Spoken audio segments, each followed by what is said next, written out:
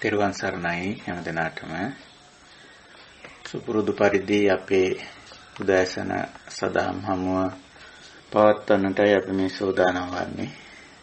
අද විවාහාර වර්ෂයෙන් 2021 වර්ෂයේ වෙසක් මාසයේ මේ මාසේ 5 වෙනිදා බදාදා දවසක් ශ්‍රී ලංකාවේ කැලෙන්ඩරයෙන් ඒ වගේම ශ්‍රී ලංකා වෙලාවෙන් අපි උදෑසන 5:30ට මේ දහම් හමුවට එකතු වන්නේ අන්තර්ජාලය ඔස්සේ ස්කයිප් මාධ්‍යයෙන්. අදත් සුපුරුදු අපේ කල්යාණ මිත්‍ර පිරිස තම සභාවට එකතු වී සිටිනවා. සුපුරුදු ආකාරයෙන්ම හැම දිනම අපි ඊටාම ගෞරවයෙන් කල්යාණ මිත්‍රත්වයෙන් පිළිගනිමු. ඊටාම උතුම් කටයුත්තකට අප මේ එකතු වී සිටින්නේ. ඉතින් පළමුවෙන් අපි මේ උතුම් ශ්‍රී සද්ධර්මයේ අවබෝධ කරගෙන ලෝක සත්‍යය කෙරෙහි අප්‍රමාණ කරුණාවෙන් දේශනා කොට වදාළ තථාගත බුදු පියාණන් වහන්සේ සම්බුද්ධ ගෞරවයෙන් සිහි කරගෙන নমස්කාර පාඨයේ 3 වාරයක් කියලා සම්බුද්ධ වන්දනාවෙන් අපි දහම් හමුව ආරම්භ කරමු. නමෝ තස්ස භගවතෝ අරහතෝ සම්මා සම්බුද්දස්ස. නමෝ තස්ස භගවතෝ අරහතෝ සම්මා සම්බුද්දස්ස. නමෝ තස්ස භගවතෝ අරහතෝ සම්මා සම්බුද්දස්ස. සාදු සාදු සාදු. තෙරුවන් සරණයි. අවසරයි කල්යාණ මිත්‍ර හැම දෙනාගෙන්ම අපි දිගු කලක් තිස්සේ මේ විදියට අපි දහම් හමුවක් පවත්වගෙන ඇවිදින් තිබෙනවා. සාමාන්‍යයෙන් අපි දිනක් හැර දිනක් වගේ මේ දහම් හමුව පවත්වනවා. අපේ ඉලක්කය වන්නේ නිර්වාණ ධර්මය සාක්ෂාත් කිරීම. ඊට අදාළ වන පරිදි බුද්ධ දේශනා මාතෘකා කරගෙන නැත්නම් බුද්ධ දේශනා මාර්ගෝපදේශනය කරගෙන ඊට අදාළ වෙන ආකාරයට, ඒ කියන්නේ අපේ පරමාර්ථයට අදාළ වෙන ආකාරයෙන් අපි මේ ධර්ම සාකච්ඡාව පවත්වාගෙන යනවා. බුදු පියාණන් වහන්සේ ධර්මයේ දේශනා කරලා තියෙන්නේ නිබ්බාන පටිසංයුත්තවමයි, නිවන ඉලක්ක කරලමයි හැම දහමක්ම දේශනා කරලා තියෙන්නේ. සමහර විට බුද්ධ දේශනාවල අපිට පේන්න පුළුවන් කිසියම් ලෞකික ප්‍රතිකඩයන් ඉලක්ක කරගෙන කරන ලද දේශනා අපිට හමු වෙනවා. ආර්ථික කටයුතු, ඒ වගේම සමාජ සම්බන්ධතා, පුද්ගල සම්බන්ධතා පැවැත්වීම, දේශපාලනය, ඒ වගේම පරිසරය වගේ කාරණා අලලා බුදුරජාණන් වහන්සේ කරන ලද දේශනා තිබෙනවා. නමුත් ඒවයිනුත් අදහස් කරන්නේ, ඒවයිනුත් බලාපොරොත්තු වන්නේ මේ ජීවිතයේ පවතින අර්බුදකාරී තත්වයන්, ගැටලුකාරී තත්වයන්, දුක්ඛ දෝමනස්යන් නිවාරණය කිරීම, නිමා කිරීම, නිරෝධ කිරීම.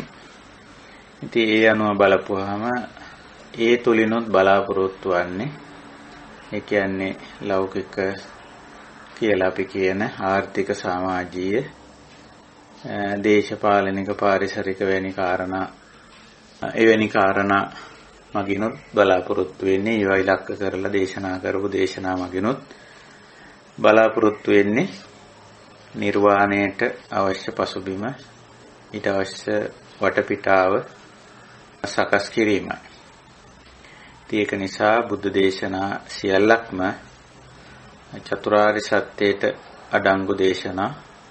අපි බුද්ධ දේශනා සාකච්ඡා කරද්දී, විමසද්දී ඒ අවබෝධය ඇතුව සාකච්ඡා කළොත්, විමසුවොත් අපිට පුළුවන්කම ලැබෙනවා මේ බුද්ධ දේශනා හරියටම ඉලක්කයට යොමු කරගන්න. එහෙම නැති වුණොත් අපි සමහර වෙලාවට මේ දේශනාවල දේශනා ශෛලිය, භාෂාව, මේවයි තියෙන උපමා රූපක, පසු කාලීන මේවාට දෙන ලද විවිධායකී අර්ථකථන මේ දේවල් වල පටලැවිලා අර ඉලක්කයෙන් පිටට යන්න ඉඩ තියෙනවා. ඉතින් එහෙම නැතුව අපි හරියට ධර්මය සාකච්ඡා කරද්දී විමසද්දී කියවද්දී ශ්‍රවණය කරද්දී තේරුම් ගනිද්දී චතුරාර්ය සත්‍ය ධර්මයේම ඉලක්ක කරගෙන එවනම ඉලක්ක කරගෙන ධර්ම ශ්‍රවණය කළොත් ධර්මයේ සාකච්ඡා කළොත් දහම් පොතපත ලියුවොත් අපේ පරමාර්ථය ඉෂ්ට වෙයි. ඉතින් අපි නිතරම උත්සාහ කරන්නේ මේ පරමාර්ථය තුල මේ ධර්ම විවරණ ධර්ම සාකච්ඡා පවත්වන්න පරමාර්ථය ඉෂ්ට වෙන පරිදි. ඉතින් අදත් අපි බලාපොරොත්තු වෙනවා බුද්ධ දේශනාවක් මූලික කරගෙන මේ ධර්ම සාකච්ඡාව පවත්වන්නට. පෞගිය සාකච්ඡා රාශියම අපේ මහා පුන්නම සූත්‍රය මූලික කරගෙනයි මේ සාකච්ඡා මාලාව අපි කරගෙන ආවේ. මේ සාකච්ඡා මාලාවටම අපේ පොදු තේමා පාඩයක් තියෙනවා. යථා භූතං ඥාන දස්සනං ඇති තතු දැකීම කියලා. ඉතින් හැම බුද්ධ දේශනාවක් තුළින්ම උත්සාහ කරන්නේ මේ ඇත්ත తত্ত্বය පෙන්වා දෙන්න. ඉතින් අපි ඒකෙදි මේ චතුරාර්ය සත්‍යය තමයි ප්‍රධාන වශයෙන් අපි සලකන්නේ. ඉතින් මේ හතරම දුක්ඛාර්ය සත්‍ය, සමුදයාර්ය සත්‍ය, නිරෝධ ආර්ය සත්‍ය, දුක්ඛ නිරෝධගාමිනී පටිපදාර්ය සත්‍ය. මේ හතර තුලින්ම එක් පැත්තකින් ඇතිතතු පෙන්වා දීමත්, ඊට හේතු ඒ තත්වයන් තුල ඇතිවන්නා වූ විවිධ දුක්ඛ දෝමනස්යන් පෙන්වා දීමත්, එයින් මිදීමත්, මිදීමේ මාර්ගයත් වශයෙන් තමයි මේ චතුරාර්ය සත්‍ය දේශනා දිගහැරෙන්නේ. ඉතින් කොයි දේශනාව වුණත් ඔය යම් හතරෙන් එකකට අන්තර්ගත වෙන අඩංගු වෙන දේශනා. ඉතින් අපි කලින් කතා කළ සූත්‍ර දේශනාව තරම දීර්ඝ දේශනාවක් වුණා. ඉතින් ඒක අපිට හොඳයි. එවැනි ගැඹුරු දේශනා සාකච්ඡා කිරීම. ඊට පස්සේ අපි සූත්‍ර සාකච්ඡාවෙන් අනතුරුව තවත් සූත්‍ර දේශනා අපි අරගෙන තමයි මේ ඉදිරියට ධර්ම සාකච්ඡාව පවත්වන්නේ. ඉතින් අපි මේ පිළිබඳව සූත්‍ර ගැන යෝජනා ආදී ඉදිරිපත් කරන්න කියලා අපි මතක් කරලා තිබුණා.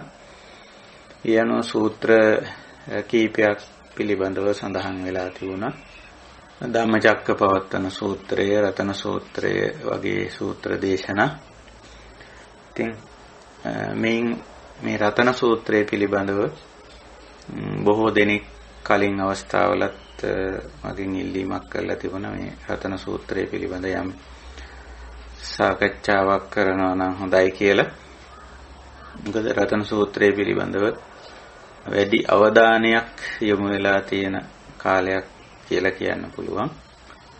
එහෙම වෙන්න හේතුවත් ඒකේ වෙනත් භාවිතයක් නිසා තමයි ඒකට හේතු වෙලා තියෙන්නේ.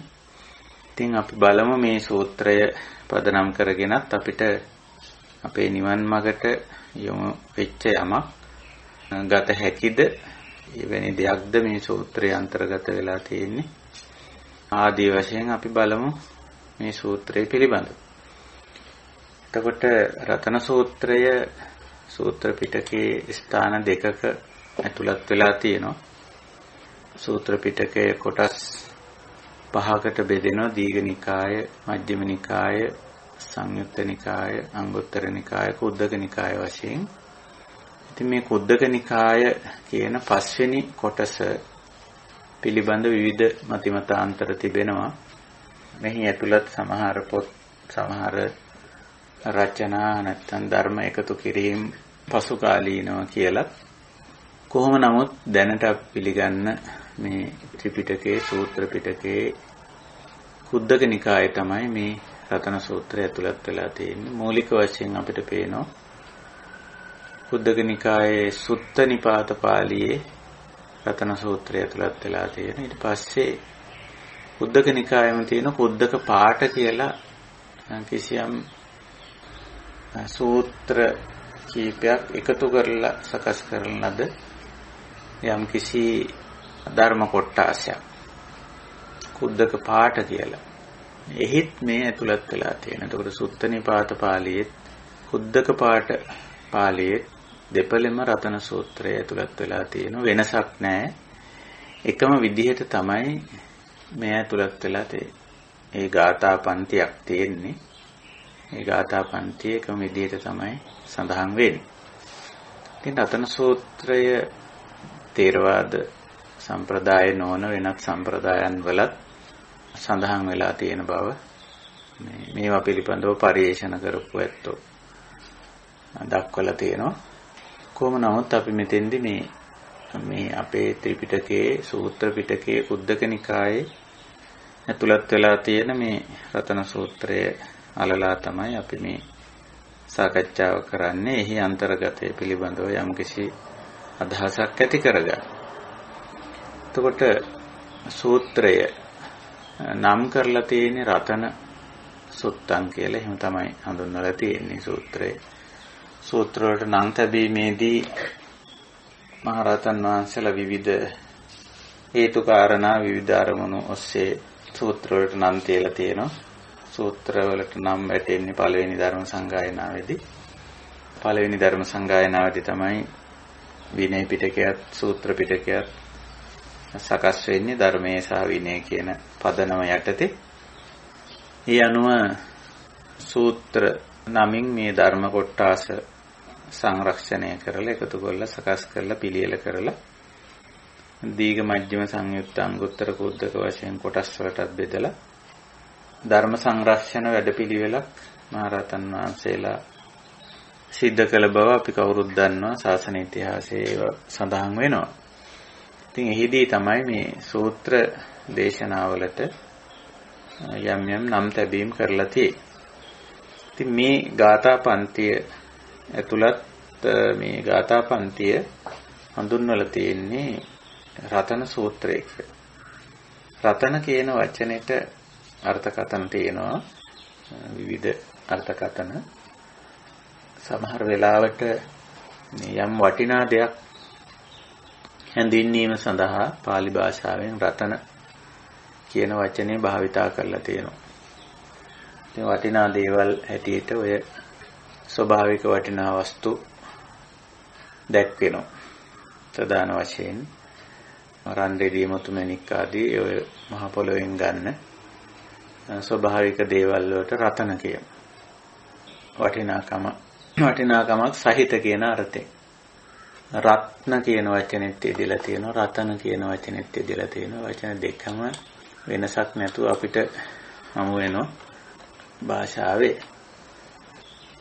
මේ අර්ථ තියෙන වචන මේවා. ඉතින් උතුම් කියන අර්ථයේ වටිනා කියන අර්ථයේ විශේෂයෙන් යෙදලා තියෙන. දැන් මෙතෙන්ට ගන්න වෙන්නේ උතුම් කියන අදහස, වටිනා කියන අදහස තමයි.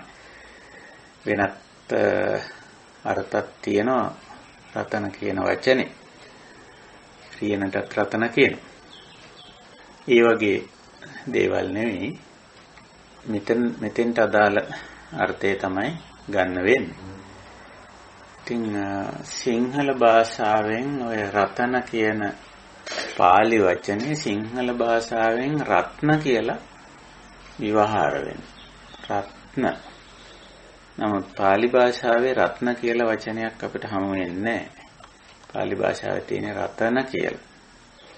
එතකොට පාලි භාෂාවේ රතන කිව්වම ඒක වටිනා කියන අදහස, වටිනවා කියන තේරුම අපිට මෙතෙන්දී ගන්න වෙයි. එතකොට වටිනා දෙයක් කියන අදහස. ඊළඟට මේ රතන කියන වචනයත් සමග බුද්ධ ධම්ම සංඝ කියන මේ බුදුරජාණන් වහන්සේ තුන්වහන්සේ දේශනා කළ ධර්මයක්, ඒ වගේම උන්වහන්සේගේ දහමට අනුගතව ජීවත් වන වැඩ කටයුතු කරන ශ්‍රාවක පිරිසක් හැඳින්වීම සඳහා මේ රතන කියන වචනේ පාවිච්චි කරලා තියෙන. බුද්ධ රත්නය, ධර්ම රත්නය, සංඝ රත්නය කියලා. බුද්ධ රතනං, ධම්ම රතනං, සංඝ රතනං එහෙම හඳුන්වන්න හේතුවකුත් හැටියට අපිට පේන්නේ මේ රතන සූත්‍රය තමයි. ඒ සූත්‍රයේ තමයි ඉදම්පි බුද්දේ රතනං පනීතං ඉදම්පි ධම්මේ රතනං පනීතං ඉදම්පි සංඝේ රතනං පනීතං ආදී වශයෙන් බුදු ගුණ, දහම් ගුණ, සංඝ ගුණ කියලා මේ බුද්ධ රත්නය බුදුරජාණන් වහන්සේගේ උතුම් ගුණයකි නැත්නම් උතුම් වටිනාකමකි කියලා කියනවා. එතකොට එතනින්ම පේනවා මේ රතන කියන එකේ තේරුම ගුණය කියන එක. ගුණවත්කම කියන එකයි. ඒ අර්ථයෙන් තමයි අපි ගන්න. සමහර විට මේවා සිංහලට එහෙම ඉංග්‍රීසියට එහෙම පරිවර්තනය කරද්දී සම්පූර්ණ නිකන් විකෘති අර්ථයක් දෙන වචන සමහර වෙලාවට අපි දැකලා තියෙනවා. රතන කියන එකට ජෙම් කියලා පරිවර්තනය වෙච්ච තැන් තියෙනවා. නමුත් ඒ පරිවර්තනය සම්පූර්ණ වැරදි. ජෙම් කියන්නේ සාමාන්‍ය මැණික් වලට ඉංග්‍රීසි භාෂාවෙන්. රතන කියන්නේ ගුණවත් භාවයන් එකතුවක්. ඒක භෞතික දේවල් පැත්තට ගත්තොත් නම් ඒ වගේ මොනවා හරි භෞතික දෙයක තියෙන කිසියම් වටිනාකමක් සලකන්න පුළුවන්. නමුත් මේ කතා කරන්නේ සූත්‍රයේ කතා කරන්නේ භෞතික දේවල් ගැන නෙමෙයි. බුදුරජාණන් වහන්සේ දේශනා කළ ධර්මය සහ ඒ ධහමට අනුව ජීවත් වන ශ්‍රාවක පිරිස. ඒ තමයි බුද්ධ ධම්ම සංඝ. ඉතින් බුද්ධ ධම්ම සංඝ පිළිබඳ සඳහන බුදුරජාණන් වහන්සේ විසින්ම දේශනා කළා තියෙනවා. තථාගතෝ කියලා තථාගතයන් වහන්සේ පිළිබඳ යම් අවස්ථාවක බුදුරජාණන් වහන්සේ පැහැදිලි කිරීම කළා තියෙනවා. ඒ වගේම තථාගත ධර්මය බුදුරජාණන් වහන්සේගේ ධර්මයේ පිළිබඳව පැහැදිලි කිරීම කළා තියෙනවා. ඒ වගේම ආර්ය ශාවක පිළිබඳව පැහැදිලි කිරීම කරලා තියෙනවා. තථාගත ශාවක, ආර්ය ශාවක ගැන සඳහන් කරලා තියෙනවා. ඒ තථාගත ශාවක, ආර්ය ශාවක තමයි සාමාන්‍යයෙන් පොදු වචනේ සංඝ කියන වචනෙන් අදහස් කරන්නේ. බුද්ධ කියන වචනයෙන් අපි අදහස් කරන්නේ තථාගතයන් වහන්සේ, බුදුරජාණන් වහන්සේ. ධම්ම කියන වචනයෙන් උන්වහන්සේ දේශනා කළ ධර්මය ප්‍රධාන වශයෙන් අදහස් වෙනවා. හැබැයි ධම්ම කියන වචනේ ඊට වඩා පුළුල් අර්ථයක් තියෙනවා. නමුත් රතන සූත්‍රයේදී ධම්ම කියන එකෙන් අදහස් කරලා තියෙන උගක්ම බුදුරජාණන් වහන්සේ නිවන ඉලක්ක කරගෙන දේශනා කර ධර්මය. සංඝ කිව්වම සාමාන්‍ය අර්ථය පිරිස කියන එකයි. නමුත් මෙතෙන්දී හුඟක් අදහස් කරලා තියෙන්නේ අර භගවතෝ ශාවක සංඝෝ කියන අදහසින්. භාග්‍යතුන් වහන්සේගේ ශ්‍රාවක පිරිස නැත්නම් භාග්‍යතුන් වහන්සේගේ කියන එකෙන් අදහස් කරේ බුදුරජාණන් වහන්සේ දේශනා කළ ධර්මයට අනුගත පිරිස කියන එක. එතකොට මෙන්න මේ බුද්ධ ධම්ම සංඝ කියන මේ තුන් ඵල නැත්නම් මේ බුදුරජාණන් වහන්සේ ධර්මයත් ආර්ය සංඝයාත් කියන නැත්නම් ශ්‍රාවක සංඝ කියන මේ පිරිසත් තමයි මේ රතන කියන වචනයෙන් අවධාරණය කරලා තියෙනවා. එතකොට මේ බුදුරජාණන් වහන්සේගේ ධර්මයේ තුලත් ශ්‍රාවක සංඝයා තුලත් පවතින කිසියම් ගුණ රාශියක්. එතකොට ගුණයන්හි එකතුවට තමයි රතන කියන්නේ. මෙහි රතන කියන්නේ දැන් බුද්ධ රතන. ඒක තමයි සිංහලෙන් රත්න කියලා අපි ඉස්පිල්ලකුත් දාගෙන කියවන්නේ. බුද්ධ රතන, බුද්ධ රත්නය කියලා කිව්වම ඒකෙන් අදහස් කරන්නේ ගුණ එකතුවක්, ගුණ කදම්බයක්, ගුණ රැසක්, ගුණ රාශියක්, ගුණාත්මක භාවයන්ගේ එකතුවක්. ඉතින් ඒක මතු කරන්න බුදුහාමුදුරන්ගේ ගුණ යම් විදිහක මෙතෙන්දී ප්‍රකාශ වෙනවා. ඒකයි. ඊළඟට ධම්ම රතන, ධර්ම රත්නයේ ගුණ කියන්නේ ගුණ එකතුවක්. මෙතන කියවේ. ඊළඟට සංඝ රතන. ශාවක සංඝ බුදුරජාණන් වහන්සේගේ භගවතෝ ශාවක සංඝෝ එහෙමයි අපි සාමාන්‍යයෙන් සංඝ රත්නය හඳුන්වන්නේ.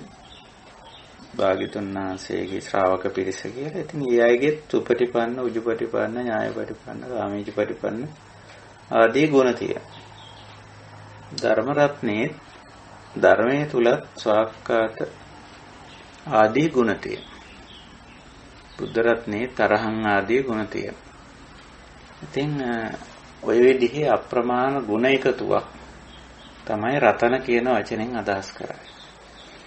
ඒ නිසා අපි යම් තැනක රතන කියන වචනේ රතන සූත්‍රයට අනුව ධර්මයට අනුව පරිවර්තනය කරනවා නම් ගුණ රසක් ගුණ රාශියක් ගුණයන්ගේ එකතුවක් වටිනාකම් වල එකතුවක් කියන අර්ථයෙන් තමයි රතනං කියලා කියන්නේ.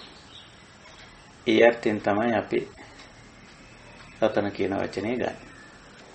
ඊළඟට මේ රතන සූත්‍රය පිළිබඳව තියෙන කිසියම් ඓතිහාසික කතන්දරයක් තියෙනවා. නැත්නම් කිසියම් ආකාරයක මේ පිළිබඳ මේ සූත්‍රයේ වටා කියවෙන ලියවිලා තියෙන භාවිතා වෙන දේවල් ගණනාවක් තියෙනවා. එකක් තමයි මේ සූත්‍රය පිළිබඳ තියෙන ඓතිහාසික තොරතුරු. දැන් සූත්‍රයේ මොකොත් ඓතිහාසික තොරතුරක් කවුද කිව්වේ කාටද කිව්වේ කොතනද ඒ කිසිම සඳහනක් මේ ගාථා පන්තියේ නැහැ. සමහරට සූත්‍ර පිටකයේ වෙනත් සූත්‍රවල එවම් මේ සුතං කියලා ආනන්ද හාමුදුරුවෝ පළවෙනි ධර්ම සංගායනාවේදී මේක වාර්තා කළා. මා විසින් මෙසේ අසන ලදී ආදී වශයෙන් කියලා. නමුත් එහෙම නැති සූත්‍රයක් තියෙනවා. ඉතින් රතන සූත්‍රයේ වෙනි නිදාන කතාවක් සූත්‍රයේ සඳහන් වෙන්නේ නැහැ. සූත්‍රයේ සඳහන් වෙන්නේ නැහැ. එවැනි නිදාන කතා නැති සූත්‍ර වලට අටුවාව නිදාන සපයලා තියෙනවා. අටුවාව කියන එක අපි දන්නවනේ. ධර්මය අපැහැදිලි අවස්ථාවල පැහැදිලි කර ගැනීම සඳහා පැහැදිලි කිරීම කරලා තියෙනවා ඇතැම් අය. බුදුරජාණන් වහන්සේ සහ බුද්ධ කාලයේ වැඩ සිටි ශිෂ්‍ය ශ්‍රාවකයන් වහන්සේලාත් ඒ දේ කරලා තියෙනවා. බුදුරජාණන් වහන්සේගේ ධර්මය උන්වහන්සේ කෙටියෙන් දේශනා කරපුවාම සවිස්තරව දේශනා කිරීම කරලා තියෙනවා. ඒකට අපි අට කතා, අර්ථ කතා කියලා කියමු. අර්ථකථනය කිරීම. නැත්නම් අපි කියමු අර්ථ පැහැදිලි කිරීම කියලා. ඒකට මේ අර්ථය පැහැදිලි කිරීම බුද්ධ කාලේ ඉඳලම කෙරෙලා තියෙනවා. ඉතින් ඒක පස්සේ කාලේ කිසියම් සම්ප්‍රදායක් හැටියට ගොඩනැගිලා තියෙනවා. අර්ථකථා සම්ප්‍රදාය, අර්ථකථන සම්ප්‍රදාය. ඉතින් ඒ අර්ථකථන සම්ප්‍රදායේ කූට ප්‍රාප්තියක් වගේ අපිට පේනවා. දැනට අපි භාවිතා කරන මේ අට කතා ලියවුණු අනුරාධපුර යුගයේ කියලා තමයි ඓතිහාසිකව කියවෙන්නේ. ඉතින් මේ අට කතාවලත් වැඩි ප්‍රමාණයක් ලියලා තියෙන්නේ බුද්ධඝෝෂාම. ඉතින් බුද්ධඝෝෂාමතුරු අටුවා ලියද්දී පුරාණ අටුවාත් සැලකිල්ලට ගත්ත බව ඒ අටුවාවල සඳහන් වෙලා තියෙන පුරාණ ආචාර්යවරුන්ගේ මත අදහස් ආදියත් ඇතුළත් කරලා තමයි මේ අටුවාව ලියන්නේ කියලා. තියනවා කුද්දක නිකායටත් අටුවාවක් තියෙනවා. ඉතින් කුද්දක නිකාය අටුවාවේ මේ පිළිබඳ මේ රතන සූත්‍රය පිළිබඳ කිසියම් ඓතිහාසික තොරතුරක් සඳහන් වෙලා තියෙනවා. ඒක කවුරුත් දන්න එක. බොහොම ප්‍රසිද්ධයි. මම නොකියුවත් මේ ධම්සභාවේ ඉන්න අපේ කල්යාණ මිත්‍රයෝ මේ සාකච්ඡාව ශ්‍රවණය කරන කවුරුත් වගේ දන්නවා.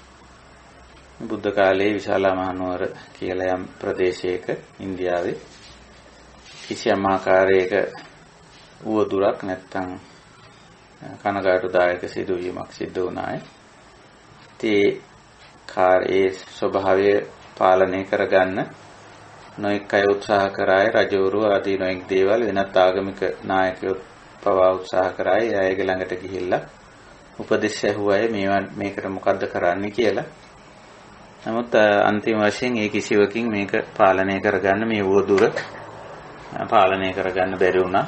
ඊට පස්සේ නිච්චයෙන් කල්පනා කරාවේ බුදුරජාන් වහන්සේ වැඩමවා ගන්න කියලා. ඉතින් බුදුරජාන් වහන්සේ හමුවට ඇවිල්ලා ආරාධනා කරලා මේ විශාල මහනුවරට වැඩමවාගෙන ගිහිල්ලා මේ උවදුර දුරු කරගත් අය කියන සිද්ධියක් තමයි තියෙන්නේ.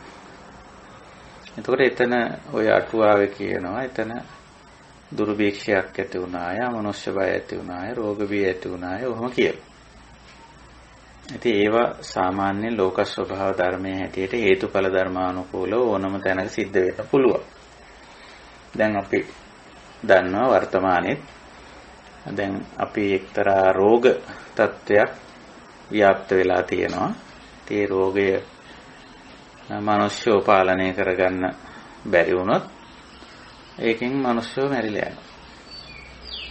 ඉතින් ඒක රෝගවල හැටි. සමහර රෝග නම් ඉතින් සනීප වෙනවා හේතුඵල ධර්මානුකූලව. ඉතින් ඖෂධ භාවිතා කිරීමෙන් වෙනත් ආකාර වලින් යම් යම් පිළිවෙත් සෞඛ්‍ය හා සනීප ආරක්ෂක පිළිවෙත් අනුගමනය කිරීමෙන් ඇතැම් රෝග පාලනය කරගන්න, ඇතැම් රෝග සුව කරගන්න හැකියාවක් තිබෙනවා. නමුත් ඇතැම් විට සමහර රෝග ඊටාම වේගයෙන් ව්‍යාප්ත වෙනවා. සමහරට ඒකට ඖෂධයක් හොයාගන්නත් ප්‍රථම ඒ රෝග වලින් මිනිස්සු විශාල වශයෙන් මැරිලා යන ස්වභාවයක් තියෙනවා. දැන් වර්තමානයේ කොවිඩ් වෛරසයෙන් මේ තත්ත්වය අපිට පේන්න තියෙනවා. ලෝකයේ පුරාම මේ දේ සිද්ධ වෙනවා. එතකොට දැන් මෙතන ඇති වෙන රෝගී තත්ත්වය යටතේ හේතුඵල ධර්මානුකූලව බැලුවම ඇත්ත වශයෙන්ම ඊළඟට එන්නේ ආර්ථික අර්බුද තමයි. දුර්භික්ෂ කියන එකෙන් අදහස් කරන්නේ ආර්ථික අර්බුද. රෝග පැතිරී යාමත් එක්ක දැන් අපිටම පේනවා අපේ රෝග කොහොමටත් කෙනෙක් රෝගී වුණාම ඒ පුද්ගලයාට තමන්ගේ ආර්ථික කටයුතු කරන්න බැරුව යනවා. රටවල් හැටියට ගත්තත් බරපතල ආර්ථික ගැටලු මතුවෙමින් එනවා. මොකද මිනිස්සු එක පැත්තකින් මැරිලා යනවා. අනිත් පැත්තෙන් රෝග වලට භාජනය වුණාම නිරෝගී වෙනකන් කිසිම ආර්ථික කටයුත්තක යෙදෙන්න බැරුව යනවා. රැකී ආරක්ෂා ව්‍යාපාර කිසිවක් කරන්න බැරුව යනවා. එතකොට අර උපයන මාර්ගය ආර්ථික මාර්ගය අඩාල වෙනවා.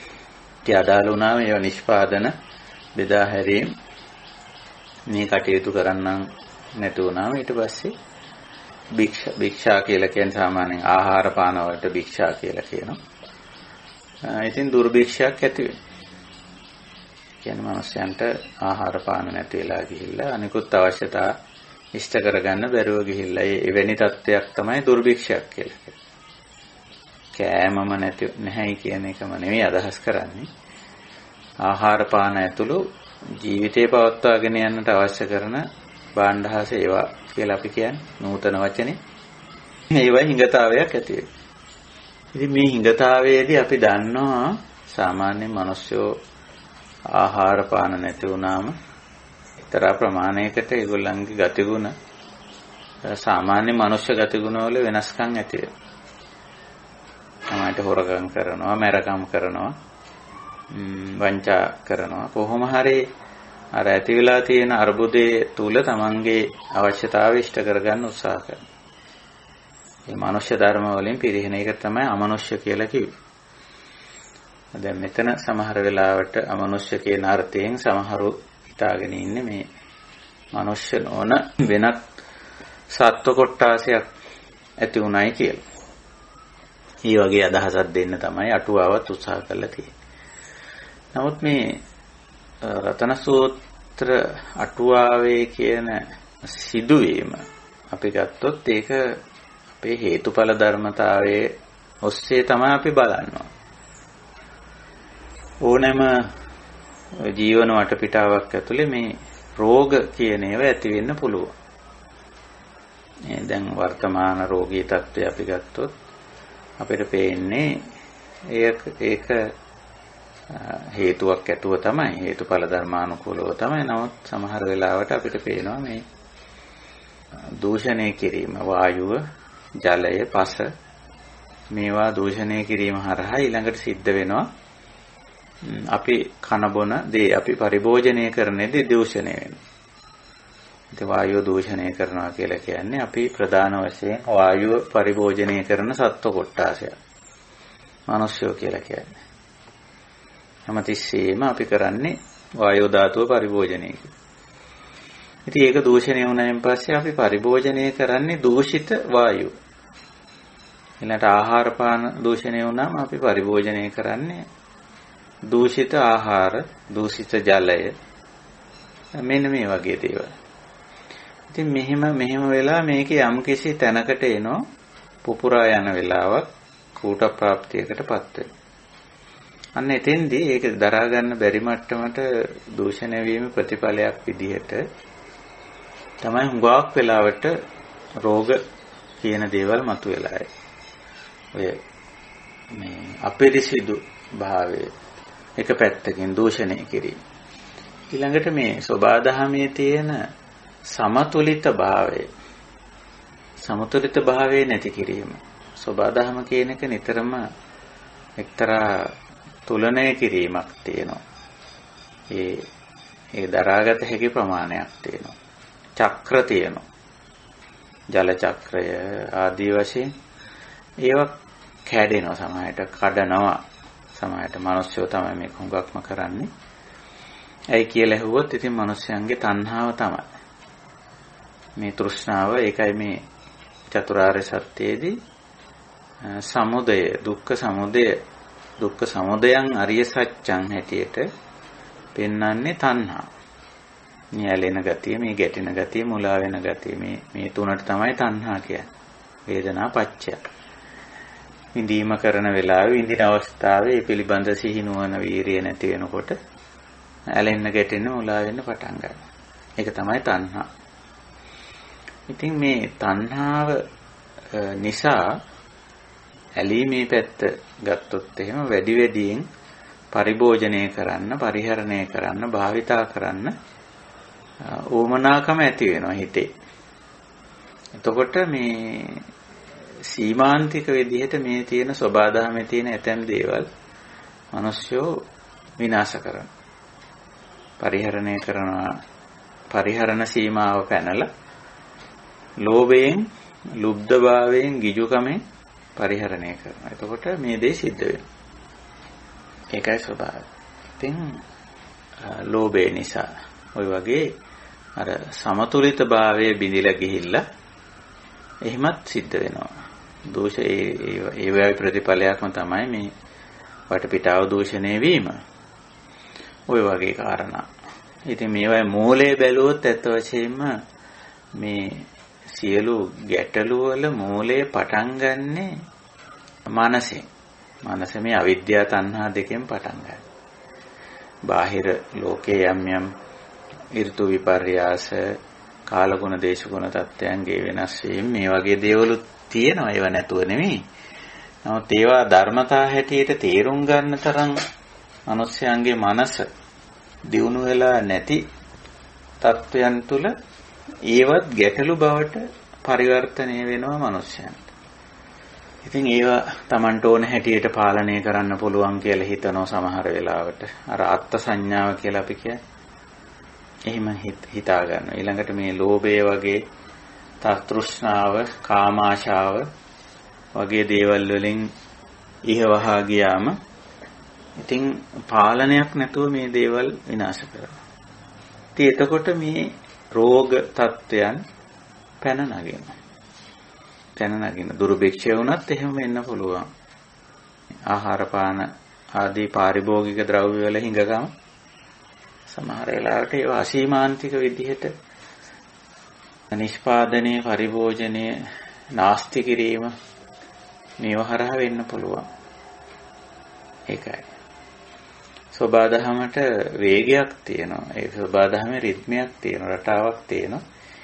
ඒ වේගයේ සමහර වෙලාවට මිනිස්සු අඳුනගෙන නැහැ. ඒ වේගයේ ඉක්මවා මිනිස්සු වැඩ කරන්න පටන් ගන්නවා. එතකොට සබාධමේ චක්‍රය බිඳෙනවා. උදාහරණයක් කිව්වොත් මේ ජලය දූෂණය වුණාම සාමාන්‍යයෙන් සබාධමෙන් මේ ජලය පිරිසිදු කරනවා. සාමාන්‍යයෙන් අපි කවුරුවත් ජලය පිරිසිදු කරන්නේ නැහැනේ. ජලය පිරිසිදු කරන්නේ සබාධමෙන්. වායුව පිරිසිදු කරන්නේ සෝබාදහමෙන්. අපි පිරිසිදු කරන්නේ නැහැ. එහෙම කරම නැහැ මිනිස්යන්ට. වායු සමනය කරන මැෂින් එකකින් වායුව පිරිසිදු කිරීමක් වෙන්නේ නැහැ. ඒව කරන්නේ ශාකවලින්. ජලය පිරිසිදු කරන්නේ මහ පොළොවේ. එතකොට මේවායේ වේගයක් තියෙන එක්තරා දරා ගැනීමේ ප්‍රමාණයක් තියෙනවා. ඒ ගානට යනකොට ඒක අපි දාන ජලය, අපි දාන අප ජලය සෝබාදහම පිරිසිදු කරනවා. එම් පිරිසිදු කරලා අපි ආපහු ඒක ගංගා ඇලදොල වලින්, ලිම් පොකුණු වලින් අපි ඒව නැවත පරිභෝජනය කරලා පාවිච්චි කරන්න පුළුවන්. ඊළඟට අපි දූෂණය කරන වායුව හුස්ම අරගෙන හුස්මක් පිට කරපුවාම ඒ හැම ප්‍රශ්වාසයකදීම අපි වායුව දූෂණය කිරීමක් කරනවා. වායුව අපිරිසිදු කිරීමක් කරනවා. හැබැයි ගහකොළ අපි අපිරිසිදු කරන වායුව සමහර වෙලාවට අපි ගිනි දැල්වනවා. ඔය වගේ දේවල් අවශ්‍යතා සඳහා ඒවා බොහොම සරල වායු දූෂණ නැත්නම් වායුව අපිරිසිදු කිරීම. හැබැයි සෝබාදහම ගහකොළ ප්‍රමාණවත් තරමට තියෙනවා නම් අපි අර පිට කරන කුඩා මේ අපිරිසිදු වායු කොටස් ශාක විසින් නැවත පිරිසිදු කරලා දෙනවා. හැබැයි දැන් මෙතෙන්දි මොකද වෙන්නේ? මේ මිනිස්යන්ගේ අවිද්‍යාවයි තණ්හාවයි නිසා මේ ස්වභාවික චක්‍රය පනිනවා. සීමා පනිනවා. දැන් අපි පරිසරයට නැවත පිරිසිදු කරන්න බැරි මට්ටමට වායුව දූෂණය කරනවා. ඒකේ වේගය, ඒකේ ධාරිතාව ඉක්මවනවා. ඒ තරමට අපි මිනිස්සුયો මේ වැඩේ කරනවා. මොකටද බලපුවාම කිසිම තේරුමක් නැති මෝඩ වැඩවල. දැන් රොකට් එකක් අභ්‍යවකාශගත කිරීමෙන් මිනිස්සු ලබාගත් දෙයක් නෑ ඉතින්. ලොකුවට ආඩම්බරයට කතා කරුවට සමහර අය එහෙම කරුවා කියලා හඳට ගියකින් වෙච්ච දෙයක් නෑනේ. ගියා නම් අපි දන්නේ නෑ ගියාද නැද්ද කියලා. හඳට ගියපු එකෙන් මානව ඉතිහාසයට කිසි වැඩක් වෙලා නැහැ. නිකන් ආඩම්බරකම පොඩි මානයක් එකතු වෙලා විතරයි. හඳට ගියා. ඉතින් ඒවා වෙනුවෙන් කරන ලද සම්පත් නාස්තිය වායු දූෂණය අතිවිශාලයි. ওই වගේ අදත් මිනිස්සු ඉතින් මෝඩ වැඩ අප්‍රමාණ කරනවා. එතකොට වෙන්නේ අර සෝබාදහමේ සීමාව, වේගය, ධාරිතාව පන්නනවා. පන්නපු ගමන් ඒ ස්වභාවික චක්‍රය බිඳෙනවා. ඊළඟට ජල චක්‍රයත් එහෙමයි. ජලය අපි සාමාන්‍යයෙන් අපි මේ කුඹුරු පිටි කිරීමෙන් වෙනත් අපි කරන සාමාන්‍ය දේවල් වලින් අපිරිසිදු වෙන ජලය මහ පොළොවට පුළුවන්කම තියෙනවා පෙරලා මේ පිරිසිදු කරන්න. නමුත් සමහර වෙලාවට මිනිස්සු මේ මහ පොළොවට දරන්න බැරි තරමට ජල දූෂණය කරනවා.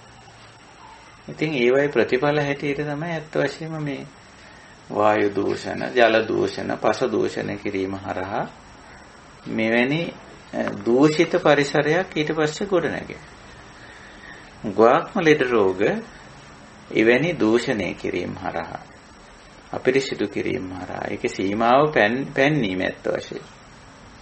අනිත් එක මේ කාමාශාව. පුදුම තරම් බලන්න දේවල් බලලා ඉවරයක් නෑ. පුදුම විදියට මේ ඇහිම් බලලා සතුටු වීමේ අපි ඔකට කියන්නේ රූප තණ්හාව කියලා. නැත්නම් දර්ශන කාමය. ඉතින් මේක බලලා ඉවරයක් නෑ. ඉතින් බලන්න දේවල් හදන්න ඕනේ.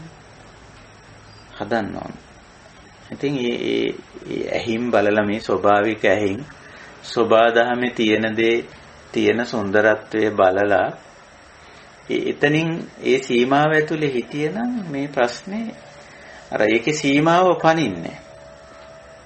අපිට ඇහැක් තියෙනවා. ඉතින් ඇහැට පේන සීමාවක් තියෙනවා. ඒ පේන දේවල් ඕන තරම් තියෙනවා. අහස පොළොව, ගහකොළ, සතා සීපාව. ඉතින් බොහොම සුන්දර දේවල් තියෙනවා. සෝබාදහම විසින් අපිට නිර්මාණය කරලා තියෙනවා. බලන්න අවශ්‍ය නම් ඕන තරම් දේවල්. එතකොට මේ ඇහින් සෝබාදහම බැලුවා කියලා සෝබාදහමට කිසිම හානියක් වෙන්නේ නැහැ. හැබැයි මේ කාමාශාව උත්තේජනය වෙලා මිනිස්සු එහෙම බලලා මදි. තව දේවල් බලන්න කියලා ඉතින් නොයෙක් බැලීමේ සඳහා නිෂ්පාදනකාරී යෙදෙනවා. එක පැත්තකින් ඇහැ මදි දැන් මිනිස්යන්ට. ඇහැ මදි. ඉතින් මොකද වෙන්නේ? කෘත්‍රිම ඇස් හදාගන්න. නේ? කැමරාව බලන්න මොකද්ද කියලා කැමරාව කියන්නේ මේ ඇහැ උදාහරණයට අරන් හදන කෘත්‍රිම ඇහැක්නේ කැමරාව කියලා කියන්නේ. ඉතින් ඒකෙත් දැන් සූම් වෙන ප්‍රමාණය මදි. දැන් හොයනවා පරිේෂණ කරනවා කෙලවරක් නැතුව මීට වැඩිය සූම් කරන්න පුළුවන්ද කියලා. මේ සූමින් වල තියෙන්නේ මොකද්ද? සූමින් වල තියෙන්නේ දැඩි තෘෂ්ණාව. ඒ කියන්නේ Tamanට ඇහැට පේන ප්‍රමාණය මදි.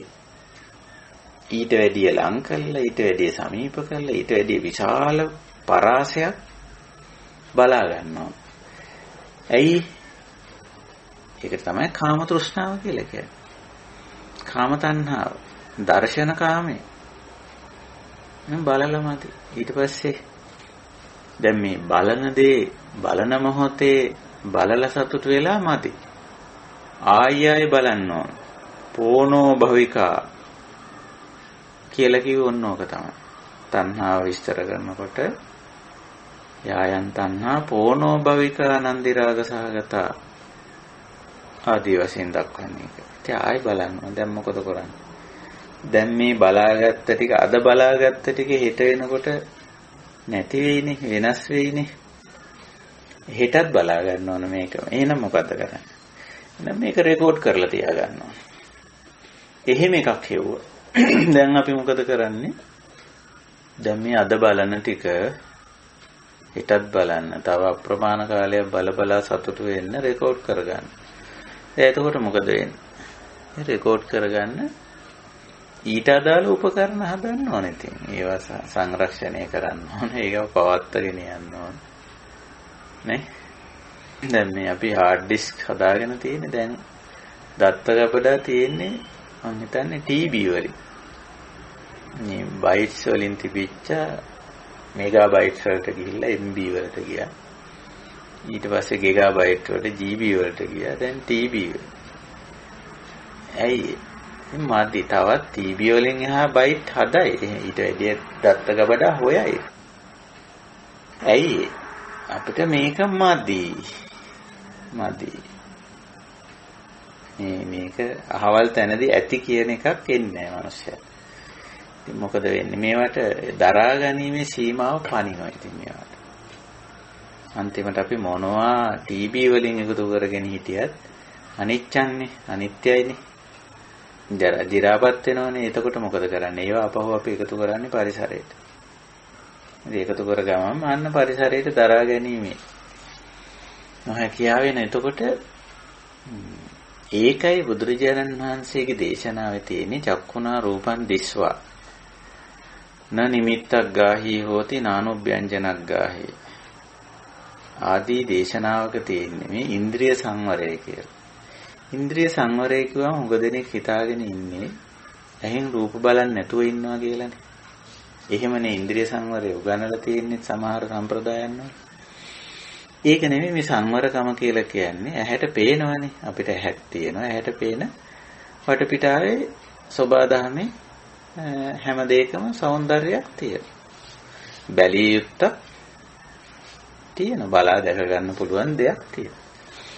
ඉතින් ඔය සීමාවේ නතර කරගන්න එක ඉන්ද්‍රිය සංවරය කියලා කියන්නේ. ඇහි කැපැසිටි එකක් තියෙනවානේ. ඇහි ධාරිතාවක් තියෙනවානේ.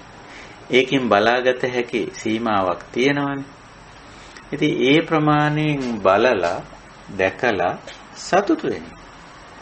ඒකෙන් සතුටු වෙනවා කියලා කියන්නේ ඒකෙන් සෑහීමකටපත් වීම කියන එක. සතුටු වෙනවා කියන වචනේ පාවිච්චි කරොත් ආයි නිකන් උද්දාමයේ පැත්තට ආයි යනවනේ. ඒක නෙමෙයි. ඒකෙන් සෑහීමටපත් වෙන. ඒ සෑහීමටපත් වෙන්නෙත් අපි මේකේ මේ සීමාව හොඳට තේරුම් අරගෙන මේකේ සෑහීමටපත් නොවුනොත් ඒකෙන් වෙන හානිය හොඳට අවබෝධ කරගෙනයි අපි සෑහීමටපත් වෙන්නේ.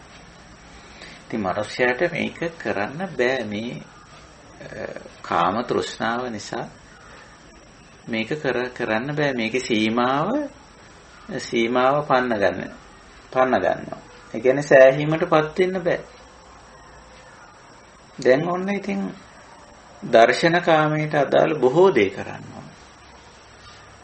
අර සාමාන්‍ය ඇහි රූපේ ස්වභාවික සීමාවෙන් නවතින්න බෑ. කනත් එහෙමයි ශ්‍රවණ කාමයේ කියන. අර කනට ඇහෙන ප්‍රමාණයෙන් ඇහෙන දේවල් අහලා එතනින් සෑහීමටපත් වෙලා ඉන්න බෑ. අපේ කන හොඳට අපි අහුම්කන් දීගෙන හිටියොත් අපිට ඉතින් ශ්‍රවණය කරන්න සාමාන්‍යයෙන් අවශ්‍යතාවයට කන හැදිලා තියෙන්නේ. තව ඕනනම් මේ සෝබාදහමේ ඕනතරම් දේවල් අපිට අහුම්කන් දෙන්න පුළුවන්. ඒකට කිසි බාධාවක් නැහැ. අපි දැන් උදෑසනක නැගිට්ටොත් සාමාන්‍යයෙන් අපි මේ ධර්ම සාකච්ඡාවට උනත් අපි උදෑසන 4ට විතර ඇහැරෙනවානේ. ඉතින් ওই නිස්කලංක වෙලාවේ ටිකක් මම දන්නේ අපේ රටේ නම් මේ ශ්‍රී ලංකාවේ නම් මම ඉන්න පරිසරයේ මම සමහර වෙලාවට උදෑසන ඇහැරිලා එළියට බොහෝ දේ ඇහෙනවා. සංසුන් වෙලාවේ සෝබාදහමේ බොහෝ දේ ඇහෙනවා. සමහරට ඒ සතුන්ගේ ශබ්ද වෙන්න පුළුවන්. සෝබාදහමේ යම් ශබ්ද. ඒවට රිද්මයක් රටාවක් තියෙනවා. ඒක ශ්‍රවණය කරලා එතනින් සෑහීමටපත් වෙන්න බෑ මිනිස්සුන්ට. තව නොඑක් ශබ්ද අහන්න ඕන. සංගීතය කියලා එකක්, ගායන වාදන කියලා එකක් හදාගෙන තියෙන. ඉතින් ගයන්න ඕන, ඉතින් වයන්න ඕන. මේ ගැයුම් මේ වැයුම් අහලා ඉවරයක් කරගන්න බෑ. සෑහීමටපත් වෙන්න බෑ අර ස්වභාවික සීමාව තුල ඉඳගෙන. ඉතින් අප්‍රමාණ ගැයුම් වැයුම් ගායන වාදන ගීත වාදිත ඉතින් මොකද වෙන්නේ? ඉතින් මේවයි ධාරිතාව සෝබාදහමේ දරා ගැනීමේ සීමාව පනින. ඒකයි වෙන්නේ. ඉතින් අර්බුදේ පටන් ගන්න. ඔය විදිහට හොඳට අපි මෙනෙහි කරලා බැලුවොත් මේ දර්ශනකාමයේ, මේ ශ්‍රවණකාමයේ, මේ ආග්‍රහණකාමයේ, මේ රසකාමයේ, මේ ස්පර්ශකාමයේ, මොකද තමයි පංචකාම කියන්නේ. මේකේ ස්වභාවික සීමාව පන්නපු ගමම්ම සෝබාදහමට දරන්න බැරුව යනවා. ඊට පස්සේ ස්වභාවික චක්‍රය විදෙනවා. අනිත් පැත්තෙන් සෝබාදහම දූෂණය වෙනවා. මෙන්න මේවයි ප්‍රතිඵල හැටියට තමයි හුඟක්ම මේ අපි මේ අද කතා කරන්න මේ ප්‍රවේශයක් ගන්න රතන සූත්‍ර අටුවාවේ කියවෙන රෝග කියන தত্ত্বයන්, දුර්භික්ෂ කියන தত্ত্বයන් ඇති වෙලා තියෙන. දැන් වර්තමාන ලෝකේ මේ කොවිඩ් ආවේ නැති වුණාට වර්තමාන ලෝකේ විශාල වශයෙන් දුර්භික්ෂයකින් පෙළෙන. එන්නෙන්න අර ජීවන අවශ්‍යතා සපයා ගැනීම එන්නෙන්න දුෂ්කර වෙනවා. දැන් කොහෙවත් ලෝකේ රටක බඩු මිල අඩු වෙනවා කියලා අහන්න ලැබෙනවා. එහෙම මේ අපි බඩු මිල කියන්නේ මේ ආහාර පාන වල මිල, ඇඳුම් පැළඳුම් වල මිල, ඊට පස්සේ බෙහෙත් ද්‍රව්‍ය වල මිල, අපේ ජීවන නවාතැන් සකස් කරගන්න ගියාම ඒවයි මිල ගණන් මේ අඩු වෙනවා කියලා කොහේ හරි රටක මේ ලෝකේ කොහේ හරි තැනක අඩු වෙනවා කියලා වාර්තා වෙනවා. එහෙම අඩු වෙන්නේ අඩු කරලා පෙන්වන්න පුළුවන් බොරු අඩු කිරීම. ඔය ආර්ථික විද්‍යාවේ මේ තියෙනවා එහෙම බොරු මායාකාරී වැඩ තියෙනවා. ඉතින් බොරුවට එහෙම අඩු කරලා පෙන්නනවා. කොටස් වෙලඳ වගේ ෂෙයා මාකට් එක වගේ තනිකර බොරුවක්. මායාකාරී වැඩක්. එහෙම එකක් වෙන්නේ නැත්තේ මොකද? මිනිස්යන්ට බෑ අර සීමාවේ ඉන්න. ඉතින් අර දැඩි කාමාශාවයි තෘෂ්ණාවයි අරහා කරන මේ සීමා රහිත පරිභෝජනේ, සීමා රහිත නිෂ්පාදනේ මේවා හරහා විශාල වශයෙන් මේ චක්‍රය බිඳ වැටෙනවා. දැන් ජනගහනය බලන්න. ජනගහනය ඒ ස්වභාවික සීමාව පන්නපු ගමන්ම ස්පර්ශකාමයේ හරහානේ මේක වර්ධනය වෙන්නේ. මේ මානවයා බෝ වෙන්නේ ස්පර්ශකාමයේ විඳින්න ගියාම, ලිංගික සම්බන්ධතාව පවත්වන්න ගියාම මේකේ අසීමාන්තිකව මේකේ සීමාව මායිම දැනගන්න නැතුව මේක කරන්න ගියාම මොකද වෙන්නේ? ඉතින් බෝ වෙනවා. මානවය සත්වය බෝ වෙනවා. ඉතින් බෝ වෙනාම එතන ඉඳලා එන අරුබුද ටික එහෙම තියෙනවා. එතකොට මේවා බය කියලා හඳුන්වලා තියෙනවා. දුර්භික්ෂ, අමනුෂ්‍ය රෝග, තුන් බිය කියලා හඳුන්වලා දෙනවා. බිය කියන්නේ මොකද්ද? මේවා ඉෂ්ට කර ගැනීමට නොහැකි වීම තුළ ඇතිවෙන හිතේ ඇතිවෙන බිය. දැන් දුර්භික්ෂ කියන්නේ ජීවන අවශ්‍යතා ටික නැතිවීම තුළ දුකක්, බයක් ඇති වෙනවා. රෝග ආපුවාම දුකක්, බයක් ඇති වෙනවා. ඔය අතරේ තමයි මේ අමනුෂ්‍යකම් ඇති වෙනවා. මිනිස්යන්ගෙම මනුෂ්‍ය ගුණ ධර්ම පිරිහීමටපත් වෙනවා. ඒකයි ස්වභාවය. ඉතින් එහෙම වුණාම ඔන්න අරුබුදේ ලෝකේ ඇති වෙනවා ඇති. ඒකයි ස්වභාවය. ඉතින් ඔය රතන සූත්‍රය පිළිබඳව තියෙන රතන සූත්‍ර අටුවාවේ තියෙන විශාලා මහනුවර තත්ත්වය ගත්තොත් ඔයත් අහලා ඇති. විශාලා මහනුවර ලිච්ඡවි මිහිපිට දෙවිවරු වගේ කියලා එක තැනක සඳහන් වෙලා තියෙනවා. ඒ වගේම ලිච්ඡවීන් අපරිහානීය ධර්ම අනුගමනය කර බවත් මේ ලිච්ඡවීන් බුදුරජාණන් වහන්සේ අපරිහානීය ධර්ම අගය කළ බවත් ලිච්ඡවීන් මිහිපිට දෙවිවරු දැකීමට නම් ලිච්ඡවීන් දකින්න ඕන කියන ඔයනි සිද්ධි වගේකුත් තියෙනවා. එවැනි සිද්ධි මාලාවකුත් තියෙන මේ විශාලා මහනුවර පිළිබඳව, ලිච්ඡවීන් පිළිබඳව. එතකොට මේ අපරිහානීය ධර්ම අනුගමනය කරලා තියෙනවා. යම් කිසි යහපත් ප්‍රතිපත්ති මාලාවක ඉඳලා තියෙනවා. එතකොට හැබැයි ඔය කියන தത്വයට එනකොට ඒ ප්‍රතිපත්ති තිබිලා නැහැ. ඒ වයින් පිරිහිලා. ඊළඟට මේ ලිච්ඡවි බොහොම සුඛෝභෝගී ජීවිත ගත කරපු අය. අදිසුඛෝභෝගීත්වයට යනවා කියන්නේ ඒ පියවරේ ඊළඟ තැන මේකම තමයි වෙන්නේ අද. මේක තමයි වෙන්නේ. එතකොට ලිච්ඡවීන්ගේ අදිසුඛෝභෝගී ජීවිතයේ ඊළඟ පියවර අනිවාර්යයෙන්ම මේ කියන දුර්භික්ෂ, මේ කියන රෝග සහ ඒවා හරහා එන අමනුෂ්‍යකම්, මනුෂ්‍ය ධර්මවල පිරිහීම. ඉතින් ඒක වෙනවම තමයි හේතුඵල ධර්මානුකූලව. මම හිතන්නේ ලිච්ඡවීන්ගේ මේ ගැටලුවට ප්‍රධාන හේතුව වෙන්නේ නැත්තේ ලිච්ඡවීන් ගොඩනගපු අදිසුඛෝභෝගී ජීවන රටාව. එතෙන්ට ගියපු ගමන්ම ඒ තවංග ප්‍රදේශයේ අනිවාර්ය පරිසර දූෂණයක් වෙනවා. අදිසුඛෝභෝගී ජීවන රටාවකට ගියපු ගමන්ම ඒක සිද්ධ වෙනවාම. ඒකයි බුදුදහමේ මේ පංචකාමයේ පිළිබඳව පළමුවෙන් කාමේසු මිත්‍යාචාරා වේරමණී උගන්වන්නේ, ඊළඟට නෙක්ඛම්මය උගන්වන්නේ, ඊළඟට ওই ජාත රූප රජත පටිඝහනා වේරමණී වැනි ගැඹුරු මනස පාලනය කර ගැනීමේ ශික්ෂා ක්‍රම පෙන්වලා දීලා තියෙන්නේ ඔය අරුබුදේ එන නිසා. සාමාන්‍යයෙන් මිනිස්සේ Tamanට අවශ්‍ය කරන පහසුකම් ටික ඇති කර ගැනීමේ වැරද්දක් නැහැ. ඒක සරලව බුදුරජාණන් වහන්සේ වුණත් අවශ්‍ය මූලික පහසුකම් ටික කියලා තියෙනවා. මූලික අවශ්‍යතා කියලා අපි ඒවට කියන්නේ චීවර පිණ්ඩපාත සේනාසන ගිලාන ප්‍රත්‍ය සිව්පසේ කියලා ඔබ කියනවා. මිනිස්සුෙකුට ජීවත් වෙන්න අවම වශයෙන් ඒ ටික ඕන. හැබැයි මේ අදි සුඛෝභෝගීත්වයට කාමභෝගීත්වයට යන්නේ ඔය හතර හරහම තමයි.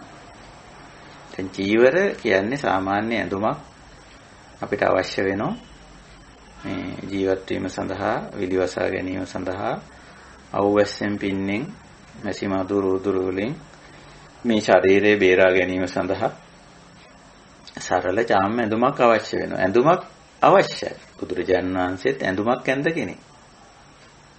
සරල ඇඳුමක් ඇඳ උන්වහන්සේ. ඒකේ කිසිම විලාසිතාවක් එහෙම මානයක් ඇඳුමට විලාසිතාවක් ඇතුල් කරේ නැති ඊටාම සරල චාම ඇඳුමක් ඇඳ කවුරුත් ඇඳුමක් අඳිනවා මිනිස්සු වුණාම ශිෂ්ට සම්පන්න මිනිස්සු. ඒ වුණාට ඇඳුමට එකතු වුණොත් මේ ඊට වැඩිය අපේ අවිද්‍යාව එකතු වුණොත් ඇඳුමට විලාසිතාව එනවා කියලා කියන්නේ ඇඳුමට අවිද්‍යාව එනවා කියන්නේ. මෝඩකම ඇතුල් වුණා කියන එක. ඊළඟට ඇඳුම් වලට දෙන අනවශ්‍ය මේ ආරෝපිත වටිනාකම්. ඇඳුම් ජාත රූප මට්ටමින් නෙවෙයි රජත වෙනෝනේ ඇඳුම්. ඇඳුම් වලට දෙනෝනේ ආරෝපිත වටිනාකම්. එතකොට මානයක් එනවා. එතකොට තරංගයක් එනවා. එතකොට ඇඳුමේ මৌলিক අවශ්‍යතාවයෙන් පිටවයින්. ඒකයි ස්වභාවය. ඉතින් එතකොට ඇඳුම් වලට තරංගයක් එනවනේ. මේ ඇඳුමේ මৌলিক අවශ්‍යතාවයේ තේරුම් අරගන්න නැතුව හිතනවා ඇඳුමක් නම් අහවල් ඇඳුම අඳින්න ඕන. ඒ ඇඳුම නැත්තම් වැඩක් නැහැ කියලා. එතකොට වෙන්නේ අර ඇඳුම පිළිබඳව ඇති වෙන තණ්හා මාන දිට්ඨි. ඇඳුමට එකතු වෙලා ඊට පස්සේ දැන් ඇඳුම් අඳිනව නෙමෙයි මිනිස්සු. වර්තමාන ලෝකයේ තියෙන මේ ලක්ෂණයනේ. වර්තමාන ලෝකයේ මිනිස්සු මේ ඇඟලුම් කර්මාන්තය මේවා දිහා බලපුවම ඇඳුම් අඳිනව නෙමෙයි. ඇඳුම් අඳිනව නෙමෙයි මේ තියෙන්නේ. ඇඳුමට එකතු කරලා තියෙන මිත්‍යා දෘෂ්ටි තණ්හා මාන තමයි මේ ඇඳුම් වල තියෙන්නේ. ඒක ඇඳුම් තියෙන තැනකට ගිහිල්ලා සිහිනුවණින් බලන ඕන කෙනෙකුට පේනවා.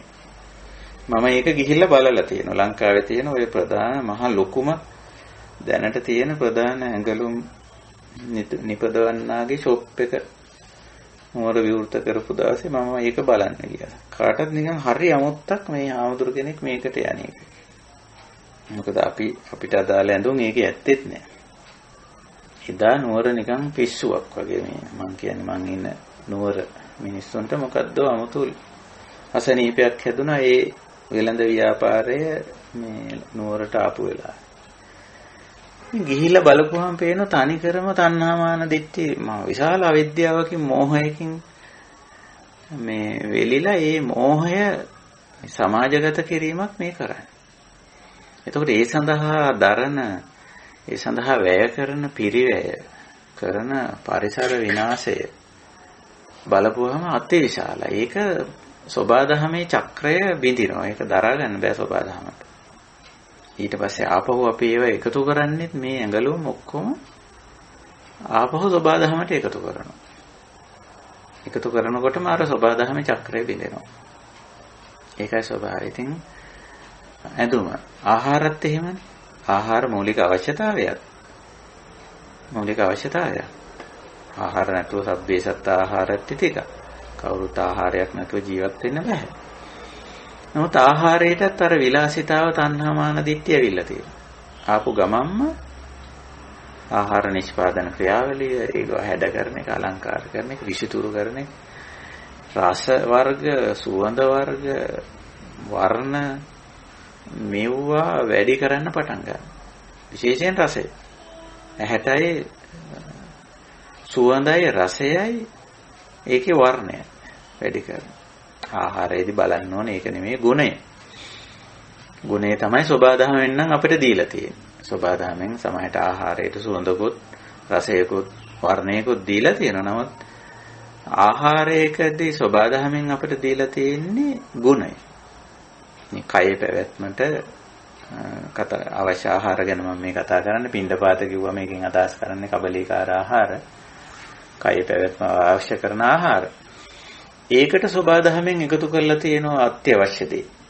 ඒක තමයි ගුණය. හැබැයි මිනිස්සු එකතු කරන්නේ මොකක්ද ඒකට? අනවශ්‍ය දේ. සුවඳයි, වර්ණයයි, රසයයි. ඒක එකතු කරන්න ගිහිල්ලා තමයි අර ආහාර දූෂණය කරන්නේ. ඇයි ඒව එකතු කරන්නේ? අර සීමාවෙ ඉඳගෙන මේ රසය විඳින්න බෑ. සෝබාදහමෙන් ආහාරයට එකතු කරලා තියෙන දේ විඳට මදි. රස තෘෂ්ණාව ඇවිල්ලා ඒක තව වැඩි කරලා විඳින්න ඕන මේ. රස තෘෂ්ණාවේ හැටි ඒකයි. එතකොට මොකද වෙන්නේ? එතකොට අර ස්වභාවික සීමාව පන්නන්න වෙන්නේ. පන්නලා කටයුතු කරනකොටම සබාධමේ සීමාව, සබාධමේ ධාරිතාව, චක්‍රය, ස්වභාවය බිඳිලා යනවා. ස්වභාවය බිඳිලා යනවා. ස්වභාවයට තමයි නේච කියන්නේ. නේච ස්වභාවය නැත්තම් බුදුහාමුදුරේකට කිව්වේ ධම්මෝ ධර්මතාවය. ඕක බින්දිනවා. ඉතින් බින්දුන තැන ඒ පළුද්ද, ඒ විනාශය, ඒ පිපුරා යාම ඒකට ඉතින් ගොදුරු වෙනවා අන්තිමට මානවයා. ආහාර වලින් සකස් කරගත්ත රෝග වලින් අපි දැන් ආහාර විකෘති කිරීම නිසා හදාගත්ත රෝග වලින් අපි ඇතිතරම් බැටකා. එතකොට ඒකේ මුලට ගිහිල්ලා හේතුවට ප්‍රතිකර්ම කිරීමක් කරන්නේ නැහැ. හේතුව එහෙමම තියාගන්න, රස තෘෂ්ණාව එහෙමම තියාගෙන ඒක දිහා බලන්නේවත් නැහැ. හේතුව රස තෘෂ්ණාව කියලා කවුරුවත් කතා කරන්නේ නැහැ. ඒක එහෙමම තියාගෙන අර විකෘති ආහාර රටාව හදාගෙන රස තෘෂ්ණාවට වැටිලා ඒක කරගෙන යනවා දිගට. කරගෙන යනකොට ඉතින් ලෙඩ රෝග හැදෙනවනේ. ඊට පස්සේ ලෙඩවලට බේත් හොයන. ඒකයි ස්වභාවය. ඒක උහුමයි. ඇඳුම විකෘති කරගත්ත, ආහාරය විකෘති කරගත්තනේ. මූලික අවශ්‍යතා නිවාස. මිනිස්සුෙකුට නිවාසයක් ඕන. නිවාසයක් ඕන. ඉතින් මම මේ ඊයේ මේ වීඩියෝ එකක් බැලුවා. ඒ වීඩියෝ එකේ මේ පරිසර වේදීන් මේ සතුන් තමන්ගේ නිවාස හදාගන්න ආකාරය පිළිබඳව කිසියම් ඒවා ස්වභාවික විදිහට ඒවා කරන ආකාරය නිරීක්ෂණය කරලා ඇත ඉඳගෙන මේ සතුන් තමන්ගේ නිවාස සකස් කරගන්න ආකාරය තමයි මේ වීඩියෝ නැත්නම් මේ පරිේශණය කරලා තිබුණේ. ඉතින් ඒගොල්ලෝ ඒ යම්කිසි නිවාසයක් ඒ සතුන් හදන විදිහ, ඒක පරිහරණය කරන විදිහ හැම දෙයක්ම හොඳට ඈත ඉඳන් කැමරාවට වගෙන ඉතින් ඒක නිරීක්ෂණය කරලා තිබුණේ සතුන්ගේ ක්‍රියාකාරකම් වලට බාධාවක් නොවෙන්න. ඉතින් දිහා බලපුවම හරි සතුන් හරි ස්වභාවිකයි. ස්වභාවදහමට 100% එකඟයි කියලා ඒක බලපුවම අපිට පේනවා. කිසිම තැනක විකෘතියක් කරන බවක් පේන්නේ නැහැ. මේ ස්වභාවදහමෙන් ලැබෙන දේ හරි පරිස්සමෙන් අරගෙන තමන්ගේ කූඩුව, ගුහාව, බෙනය, බිලය සකස් කරගන්න. ඉතින් ඒ නිවාසයක් සකස් කිරීමේදී සතුන් සබාධමයට හානියක් කරන්නේ. ඒ චක්‍රයේ බිඳින බවක් පේන්නේ නැහැ. හැබැයි ඒගොල්ලෝ නිවාසයක් හදා ගන්නවා. නිවාසයක් හදන්නේ නැත්තේ නෑ. නිවාසයක් හදලා ඒකේ විතර දානවා, පෙටව දානවා, මොකක් හරි අවශ්‍යතාවයට ඒගොල්ලෝ ඒක කරනවා. ඉතින් මම ඒක බලද්දි මට තේරුණා අපි මිනිස්සු නිවාසයක් හදන්න ගියාම මොනතරම් සබාධමයට හානි කරනවද? මොනතරම් විනාශයක් කරනවද? ඉතින් ඒ විනාශය ඒකේ සීමාවකුත් නැහැ. එක ආකාරයක නිවාසයක් හදලා කවදාවත් මිනිස්සෙක් සතුටු වෙන්නේ නැහැ, තෘප්තිමත් වෙන්නේ නැහැ. ඒකයි. ඉතින් මේක දරා ගන්න බැරි මට්ටමට එනවා. මේ විනාශය. ඉතින් ওই විදිහට බලපුවම අනිකුත් භාණ්ඩ හා සේවා යෙත්තේමයි අවශ්‍යතා ගිලානප්පච්චේ බේසජ්ජ පරික්කාර කියලා හතරවෙනි මූලික අවශ්‍යතාවයේ හැටියට අනිකුත් සියලුම අවශ්‍ය භාණ්ඩ හා සේවා එතන දක්වලා තියෙන්නේ. ඒත් එහෙමයි ඒවායේ මිනිස්යාට මේ තණ්හාවයි අවිද්‍යාවයි නිසා මේකේ ස්වභාවික සීමාව ඇතුලේ ඉන්න දන්නේ නැහැ. ඒ නොදන්නකම, ඒ මෝඩකම, ඒ අවිද්‍යාත්මක ක්‍රියාකාරකමට අපි අලුතෙන් වචනේ දීලා තියෙන සංවර්ධනය කියලා. ඩෙවලොප්මන්ට් කියලා තියෙන්නේ. ඉතින් අර ස්වභාවික සීමාවේ ඉන්න රටවල් හඳුන්වලා තියෙන්නේ සංවර්ධනයේ විමින් පවතින නැත්නම් දුප්පත් රටවල්, සංවර්ධනයේ නොවන රටවල් ඔහොමනේ හඳුන්වලා තියෙන්නේ. අර ස්වභාවික සීමාව පන්නපු අය. අර අවිද්‍යාවයි තණ්හාවයි වැඩිම අය හඳුන්වලා තියෙන්නේ සංවර්ධිත රටවල්. ඒකයි ස්වභාවය. ඉතින් මොකද වෙන්නේ අන්තිමට? අද වෙලා තියෙන්නේ විශාලා මහනුවර සිද්ධ වුණු දේ තමයි ලිච්ඡවි ඒගොල්ලන්ගේ අධිසුඛෝභෝගීත්වයට ගිය නිසා වෙනත් කිසිම තැනක ඉන්දියාවේ අනිකුත් මේ තවත් ජනපද තිබුණා ඒ වෙනකොට දැන් මගධේ වගේ ඒවා එහෙම නැත්තම් අංග මගධ කාසි කෝසල ඊට වැඩිය ලොකු ජනපද තිබුණා. ඊළඟට තමයි වජ්ජි මල්ල චේති වස්ස කුරු පංචාල අවන්ති වස්ස ගාන්ධාර කාම්බෝජ වගේ තවත් සාමාන්‍යයෙන් 16ක් වෙන වාර්තා වෙනවනේ බෞද්ධ සාහිත්‍යයේ. නමුත් ඊට වැඩිය විශාල ජනපද තිබුණා. වජ්ජි ඊට වැඩිය පොඩි එකක්. හැබැයි ඒගොල්ලෝ මොකද්ද කරේ? තමන්ගේ සබාධමෙන් තමන්ට දීලා තිබුණු ස්වභාවික සම්පත්තික සීමාව පන්නලා පරිහරණය කෙරුවා. අධිසුඛෝභෝගී ජීවන රටාවකට ගියා. එහි ප්‍රතිඵලයක් විදියට තමයි විශාලා මහනුවර වජ්ජින්ගේ ප්‍රධාන ප්‍රදේශයේ මේ වගේ විශාල ඛේදවාචකයකට ගොදුරු වෙන්නේ. ඉතින් ඒක තමයි වර්තමානයේත් අපි දකින්නේ. වර්තමානයේ දැන් ඒක බරපතල විදිහට මේ සිද්ධ වීගෙන යනවා. ඒක තමයි දැන් තියෙන්නේ ඔය තුම්බිය තමයි. ඒක දැන් උග්‍ර අවස්ථාවට ඇවිල්ලා තියෙනවා. පළවෙනි දැන් අපේ රටේ මිනිස්සු මට තේරෙනවා පළවෙනි රැල්ල, දෙවෙනි රැල්ල, තුන්වෙනි රැල්ල කියලා දැන් තුනක් ඇවිල්ලා තියෙනවා. හැබැයි එහෙම මේ වෙන ස්වරූපයක් පේන්නේ නැහැ. දැන් මේ වර්තමානයේ දැනට ඇති වෙලා තියෙන තත්ත්වයේ තුල බැලුවොත් පහුගිය අවුරුදු සමය කියන එකේදී මිනිස්සුන්ට හොඳට කාමාශාව භුක්ති විඳීමේ වැඩපිළිවෙලට ආණ්ඩුවයි හැමෝම හොඳට දොර විවෘත කරලා නිවාඩු දීලා ඔක්කොම කරලා ඉවර වෙලා අර දූෂණය ආපහු හොඳටම වැඩි කරයින් පස්සේ ඇති වුණු තත්වයට දැන් හැමෝම දැන් එකිනෙකාට ඇඟිල්ල දික් කරගන්න. මහ ජනතාව ආණ්ඩුවට ඇඟිල්ල දික් කරනවා. ආණ්ඩුව මහ ජනතාවට ඇඟිල්ල දික් කරනවා. සෞඛ්‍යාංශ ආණ්ඩුවට ඇඟිල්ල දික් කරනවා. හැමෝම එකතු වෙලා ලස්සනට ලංකාවේ එක දිගට දින 9ක් අලුත් අවුරුද්දට නිවාඩු දුන්නා. එක දිගට දින 9ක්. අර තියෙන නිවාඩුවට අමතරවත් සමහරු නිවාඩු දුන්නා. ආණ්ඩුවෙන්මත් දුන්නා ඒක එකක්. ඊට පස්සේ රාජ්‍ය ආයතන වලිනුත් දුන්නා. තමනුත් නිවාඩු දාගත්තා. ඒක දිගට දින 9ක්. ඇති වෙන්න අර තිබුණු ස්වභාවික චක්‍රය බිඳලා පරිසරය විනාශ කරා, දූෂණය කරා. සංචරණයේ කිසිම ලවද්දයක් නැතුව කරා. සෞඛ්‍ය හා සනීප ආරක්ෂක පිළිවෙත් බිඳුවට වැටුණා. ඉතින් මොකද්ද මේ කාම තණ්හාව, කාම තෘෂ්ණාව. අපි එහෙම කියන්නේ අපි කියන්නේ ඒක කාම තෘෂ්ණාව කියලා. අපි කියන්නේ අපේ සංස්කෘතිය, අපේ උත්සව, අවුරුදු උත්සව අපිට ඇවිදින්න ඕන, අපිට උත්සව කරන්න ඕන, උඩ පනින්න ඕන, දඟලන්න ඕන. අපි එහෙම කියන්නේ ඒක කාම තණ්හාව කියලා කියන්නේ. එහෙම කිව්වොත් අපිට දොස් කියයි. බැනවදී මේ මානව හිමිකම් නැති කරනවා කියයි. ඒ වගේනේ දැන් මානව හිමිකම් කියන එකත් අරන් තියෙන්නේ කාම තණ්හාවටනේ. නැත්තම් ඒක අනිත් සතුන්ටත් අල්ලලා ඒ හිමිකම කතා කරන්න එපානේ. දැන් අපි හිමිකමක් කතා කරනකොට මේ විශ්වය තුල මානවය විතරක් නෙවෙයිනේ ඉන්නේ.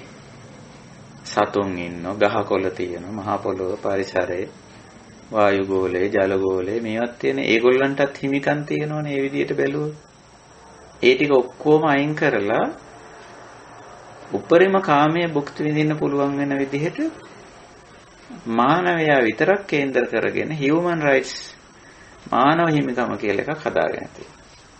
ඒකෙත් බලපුවාම හිමිකම් තියෙන්නේ එක්තරා පිරිසකට විතරයි. මානවයාගෙන් එක්තරා පිරිසකට විතරයිනේ ඒක තියාගෙන තියෙන්නේ. මෙන්න මේ වගේ විශාල විකෘතියක් අවිද්‍යා තණ්හා කාමාශාවේ පුපුරා යෑමක් විශාලා මහනුවර සිද්ධ වෙනවා.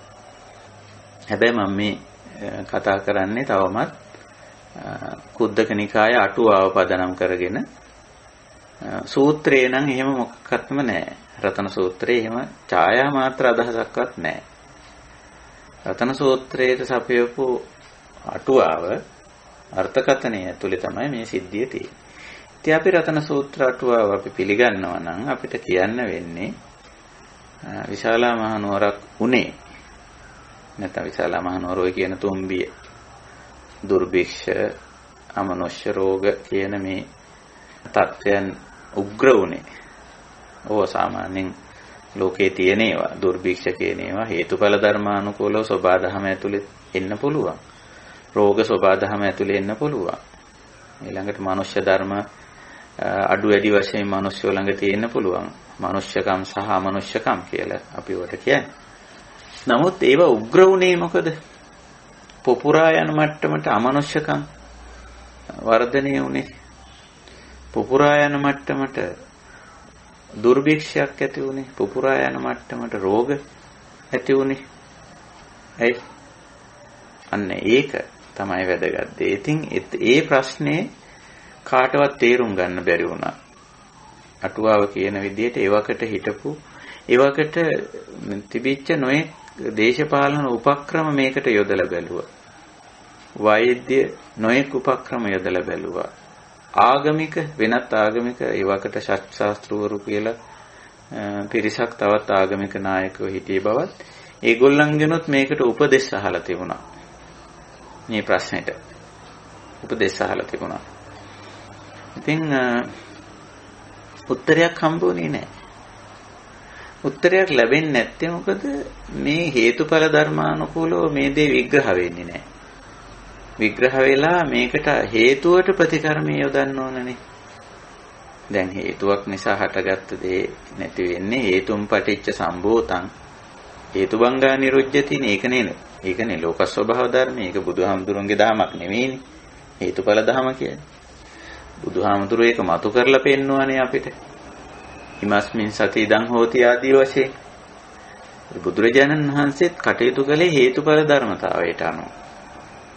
එතකොට ඒක මතු කරලා දෙන්න මේ අමනුෂ්‍ය නැත්නම් මනුෂ්‍ය ධර්මයන් පිරිහීම මානව අවශ්‍යතා පිරිහී යෑම දුර්භික්ෂ ඊළඟට කායික මානසික වශයෙන් ඇති වෙන මේ ලෙඩ රෝග මෙන්න මේවා ඇතිවීමේ හේතු මේවා මෙසේ උග්‍ර වෙලා උපරිම තත්වයට පැමිණීමේ හේතු පෙන්වන්න පුළුවන් කමක් නැති වුණා අනිත් අයට. හේතුඵල ධර්මානුකූලව ඒක තෝරලා දෙන්න හැකියාවක් සෙසු ආගමික නායකයන්ට තිබුණේ නැහැ. ඒවට උත්තර හොයන එකනේ රාජ්‍ය පාලන ක්‍රම වලින් ඒවයින් මේවන් දේශපාලනයෙන් කරන්නේ ආර්ථික එහා මෙහා කිරීම හරහා කරන්නේ. නමුත් ඒවයි හැබෑ හේතු දැකලා ඒවට හේතු වලට ප්‍රතිකර්ම කිරීම ලිච්ඡවින්ගේ දේශපාලන ක්‍රමයේ තිබෙත් නැහැ. ලිච්ඡවින්ගේ ආර්ථික ක්‍රමයේ තිබෙත් නැහැ. ලිච්ඡවින් අනුගමනය කරන ආගමික සම්ප්‍රදායන් වල තිබෙත් නැහැ. ඉතින් ඒක නිසා මේ ප්‍රශ්නේ උග්‍ර වුණා. අන්තිමට බුදුරජාණන් වහන්සේ මේක හේතුඵල ධර්මානුකූලව පෙන්නලා දුන්නා. මෙතන තියෙන්නේ තණ්හාවයි අවිද්‍යාවයි. ඒ තණ්හාව අවිද්‍යාව පාලනය කරගන්න එකයි මෙතන තියෙන්නේ. ඉතින් ඔය විදිහේ පසුබිමක් මම අත් වශයෙන්ම රතන සූත්‍රයේ අන්තර්ගතයේ අද කතා කරන්න හිතුවේ නැහැ. මේකේ පසුබිමේ මහා ගොඩක් දේවල් තියෙනවා. ඊට පස්සේ දැන් මම ඊළඟ සාකච්ඡාවකදී මේකේ අන්තර්ගතයේ කතා කරන්න බලාපොරොත්තු වෙනවා. මේ ගාථා පන්තියේ තියෙන කාරණා. ඊළඟට මේ රතන සූත්‍රයේ අටුවාවේ එන විස්තරය එක්තරා විදියකට මිනිස්සු තේරුම් අරන් තියෙන්නේ ඒකත් විකෘති විදියට. එතකොට මේ වගේ දුර්භික්ෂයක් මේ වගේ මනුෂ්‍ය ධර්ම පිරිහීමක් අමනුෂ්‍ය කියන්නේ ඒක. එහෙම නැතුව මේ වෙන යක්කු පෙරේතය භූතයෝ නෙවෙයි. අමනුෂ්‍ය කියන්නේ මනුෂ්‍ය ධර්ම පිරිහීමක්.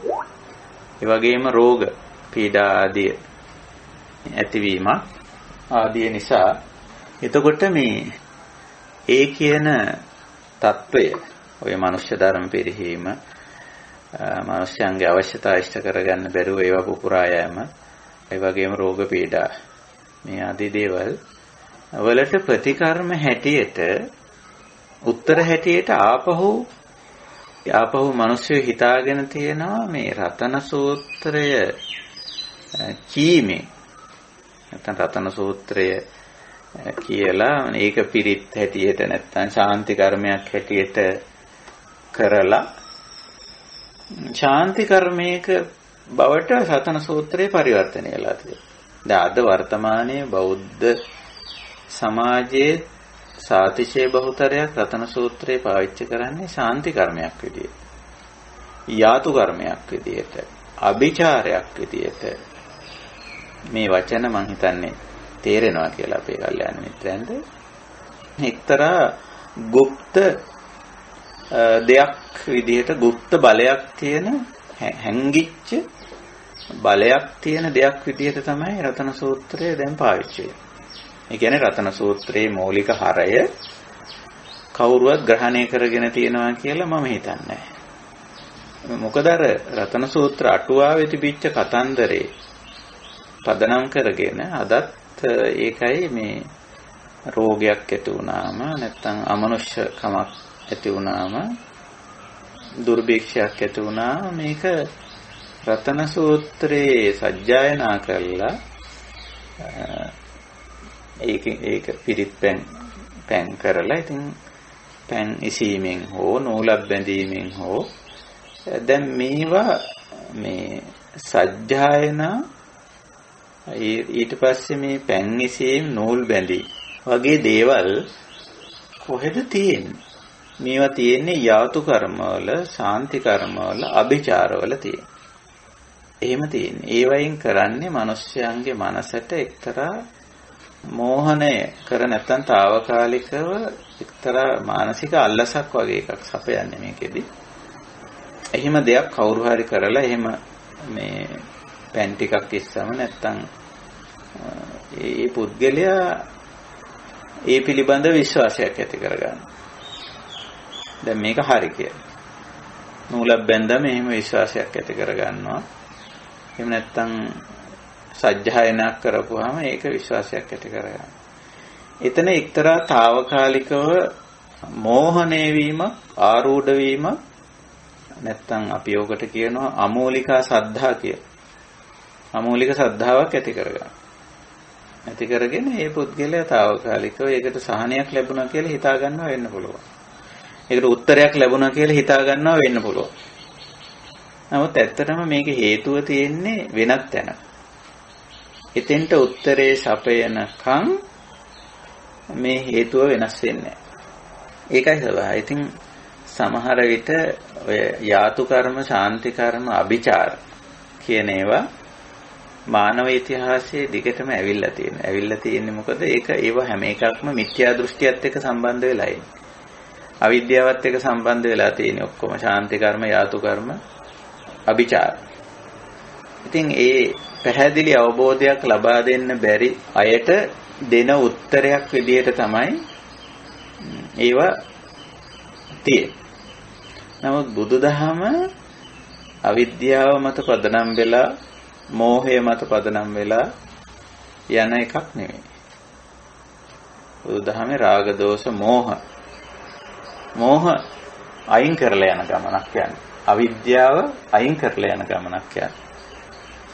මොකද ඒවා නිකන් වහලා තිබ්බොත් මෝහය අයින් නොකරොත් අවිද්‍යාව අයින් නොකරොත් හරියට පුද්ගලයා නිසි අවබෝධයට නිසි වැටහීමට ඇවිල්ලා නිසි ක්‍රියාමාර්ගයට එන්නේ නැහැ. ඒක නිසා අපි මේ රතන සූත්‍රය දැනට භාවිත වෙන්නේ මෙන්න මේ අභිචාරයක් විදියට, යාතු කර්මයක් විදියට, ශාන්ති කර්මයක් විදියට පාවිච්චි වෙනවා. මේකට හේතු වෙලා තියෙන්නේ මේ රතන සූත්‍ර අටුවාව. රතන සූත්‍ර අටුවාව ලියපු කෙනා ඉදිරිපත් කරපු කතන්දරේ, ඒක ඉදිරිපත් කරපු ආකාරය ආපහුම අපි රතන සූත්‍රයේ හරය පැත්තට යොමු කිරීමකට වඩා මේක ලියපු කෙනා අදහපු, විශ්වාස කරපු ඒ යාතු කර්ම, ශාන්ති කර්ම, අභිචාර පැත්තටම තවදුරටත් අපි යොමු කිරීමක් බවට තමයි පරිවර්තනය වෙලා තියෙන්නේ. නමුත් ඇත්තටම රතන සූත්‍රයේ අන්තර්ගතයේ එහෙම දෙයක් නැහැ. මම අද අන්තර්ගතය කතා කරන්න ඇත්තටම වෙලාවක් නැහැ. මේ ඉදිරි සාකච්ඡාවේදී අපි රතන සූත්‍රයේ අන්තර්ගතයේ කතා කරමු. බොහොම වටිනා දේවල් බුද්ධ ධම්ම සංඝ බුදුරජාණන් වහන්සේ පිළිබඳව ධර්මයේ තථාගත ධර්මයේ ගැන ආර්ය සංඝයා පිළිබඳව යම්කිසි විශේෂ ගුණ පාඨ ටිකක් තමයි මේක ඇතුළත් කරලා තියෙන්නේ. ඇතුළත් වෙලා තියෙන්නේ. ඉතින් කොහොම නමුත් රතන සූත්‍රයේ ඒ වගේ අභිචාරාත්මක ලක්ෂණයකට ඒ පැත්තට තමයි සම්පූර්ණ හැරිලා තියෙන්නේ. ඉතින් වර්තමානයේ ඒක භාවිත වෙන්නේ ඒ පැත්තට. නමුත් මේකේ අර්ථය ඇත්ත වශයෙන්ම තුනුරුවන්ගේ ගුණ දැනගෙන ඒ ගුණ වලට අනුගත වුණොත් මේ රෝග බිය දුර්භික්ෂ අමනුෂ්‍යකම් මනුෂ්‍යකම් බවට හරවන්න පුළුවන්. මේ අමනුස්ස බිය කියලා කියන්නේ මනුෂ්‍ය ළඟ තියෙන මනුෂ්‍ය ධර්ම පිරිහීමත් එක්ක ඇති වෙන විශාල ගැටලු. ඔක්කොම මේ මනුෂ්‍ය ධර්ම පිරිහීමත් එක්ක තමයි ප්‍රධාන ගැටලු පැනනගේ. ඒකයි. ඉතින් ඒවත් එක්ක දැන් අපි කතා කරා කාම තණ්හාව වගේ ඒවත් එක්ක තමයි දුර්භික්ෂය එන්නේ. දුර්භික්ෂ කිව්වම හුඟ දෙනෙක් හිතාගෙන ඉන්නේ මේ පායන කාලයක් ඇවිල්ලා ඇති වෙන ඒවා, වහින කාලයක් ඇවිල්ලා, ගම් වතුරක් ඇවිල්ලා ওই වගේ ඒවා ධර්මතා සබාධම ඒවා. ඒක නෙමෙයි දැන් අපි එන්න ලෝකේ දුර්භික්ෂයකට යන්නේ. අපේ මූලික අවශ්‍යතා ඉෂ්ට කර ගැනීමේ හැකියාව එන්න අර්බුදයට යන. ඉතින් වෙන මොකක් කරන්නේ කාම තණ්හාව නිසා.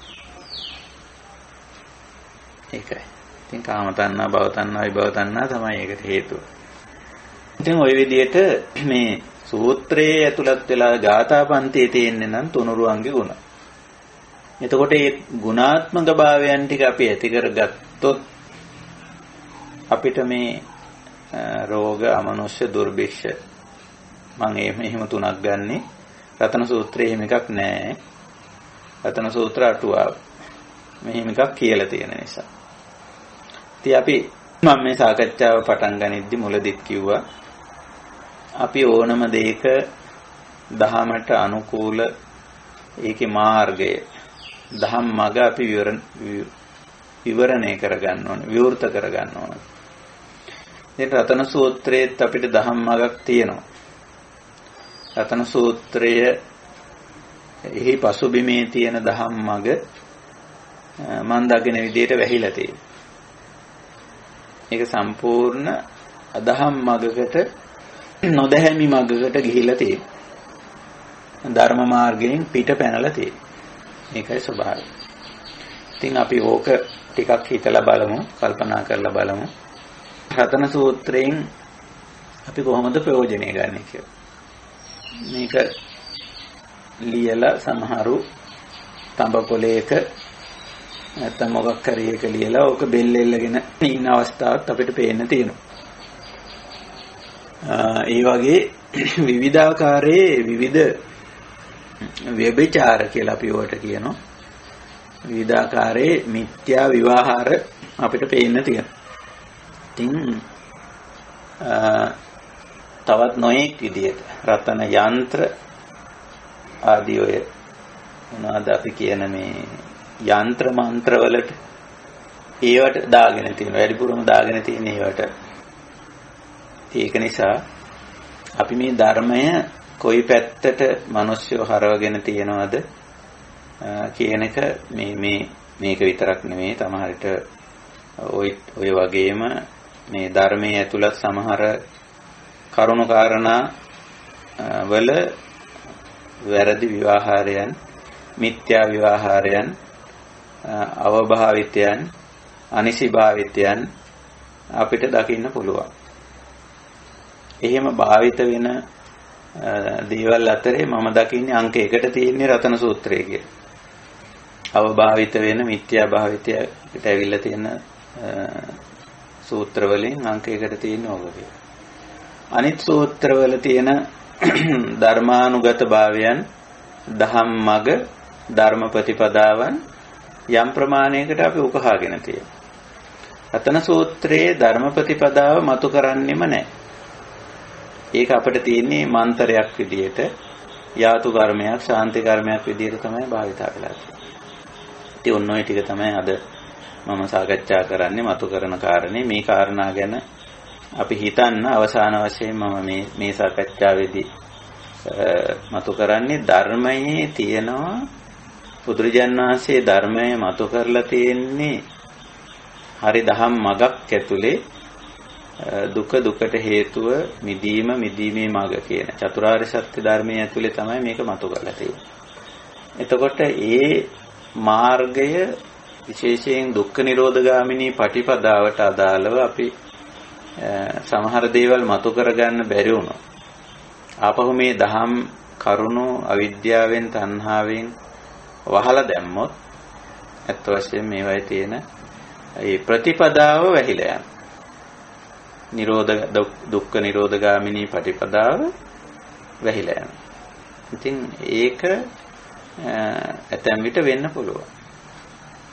මට හිතෙනවා මේ රතන සූත්‍රයට වෙච්ච ලොකුම හානිය වෙලා තියෙන්නේ රතන සූත්‍ර අටුවාවෙන් කියලා. මේ ලියාපු කතන්දරෙන් කියලා. එතකොට ඒක නිසා රතන සූත්‍රයේ අන්තර්ගතය පිළිබඳ කවුරක්වත් හිතන්න වෙලා නැහැ, හිතන්න වුමනාවක් නැහැ. අපි කවුරුවත් රතන සූත්‍රය සජ්ජායනා කරන්න දන්නව කටපාඩම් බව ඇත්ත. ඒ වුණාට රතන සූත්‍රයට ගිහිල්ලා නැහැ කවුරුවත්. හැමෝම ඒකේ අටුවාවට ගිහිල්ලා ඒක රතන සූත්‍රයේ යාතු කර්මයක්, ශාන්ති කර්මයක්, අභිචාරයක්, යන්තරයක්, මන්තරයක් කරගෙන තියෙනවා. මේකයි ස්වභාවය. ඉතින් මම ඔතනින් මේ සාකච්ඡාව නතර කරලා මේ ඉතිරි කාලය අපි වෙනදා වගේම අපේ ධම්සභාවේ ඉන්න කල්යාණ මිත්‍රයන්ට මේ මම කියන දේම පිළිගන්න කියලා මම කියන්නේ නැහැ. මම තේරුම් ගත්ත දෙයක් මම මේ කිව්වේ. ඒ ගැන විවේචන විමර්ශන ඉදිරිපත් කරන්නත් අපේ කල්යාණ මිත්‍රයන්ට අවකාශය තියෙනවා.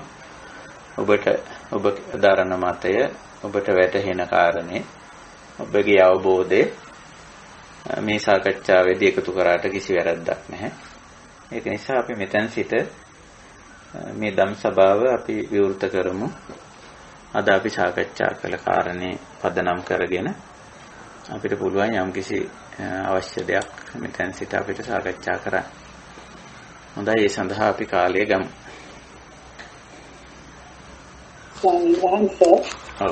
මගේ කීමක් බෙදා ගැනීමට අවශ්‍යයි.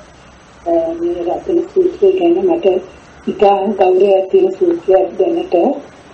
ඇත්තටම පොඩි කාලේ හැමදාම තුන් සූත්‍රයේ දෙක හැම හින්දා සූත්‍ර තුනම කටපාඩමින් එහිලා තමයි පාඩම් කරගෙන තිබ්බේ.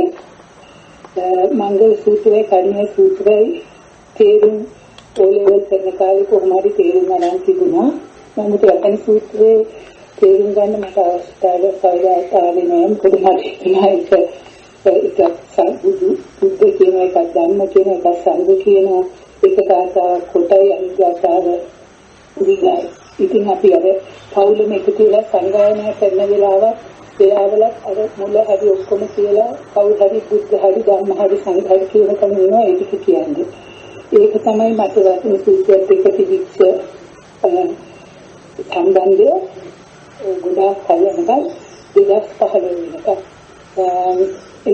කොහොමද 2015 එක්තරා ස්වාමීන් වහන්සේ කෙනෙක් දේශනාව කළේ ඇහුව රතන සූත්‍රයේ තේරුම දන්නේ කී දෙනෙක් මෙතන ඉන්නවද කියලා. ඒකට කවුරුත් අතිශයිනේ මට ඒක හරි ලැජ්ජාවක් හිතුණා. පොඩි කාලේ ඉඳන් ගන්න සූත්‍රයේ තේරුම් ගන්න නෑ නේද කියලා. එදා ඉඳලා ස්වාමීන් වහන්සේ මම දවසකට එක ගානේ හරි සමහර දවසක සමානකට එක ගානේ හරි හැම පාටිනික සූත්‍රයේ හැම පදයකම තේරුම් මම ඉගෙන ගත්තා ස්වාමීන් වහන්සේ. ඉගෙනගෙන ඒක තේරුම් අරගෙන මම විශේෂයෙන් සංඝ ගුණ අරගෙන මම ඒවත් පිළිපදින්න පටන් ගත්තා. එහෙම කාලෙකින්කොට ස්වාමීන් වහන්සේ ඇත්තටම මට තේරුණා මගේ මොඩකම. ඒ කියන්නේ දායකාවේ තේරුම දැනගත්තට පස්සේ ස්වාමීන් වහන්සේ ඒක බුද්ධද ධර්මද සංඝද කියන එකේ ප්‍රශ්නයක් නෑ කියන එක මට වැටහුණා. ඒ කියන්නේ ඒ ගුණත් එක්කම එන එකක්. ඒක ඊට පස්සේ මට කිසිම පැටලිල්ලක් ඒ ගැන තිබ්බේ නැහැ. ඒ අතරේ ස්වාමීන් වහන්සේ මගේ මහත්යාගේ ලොකු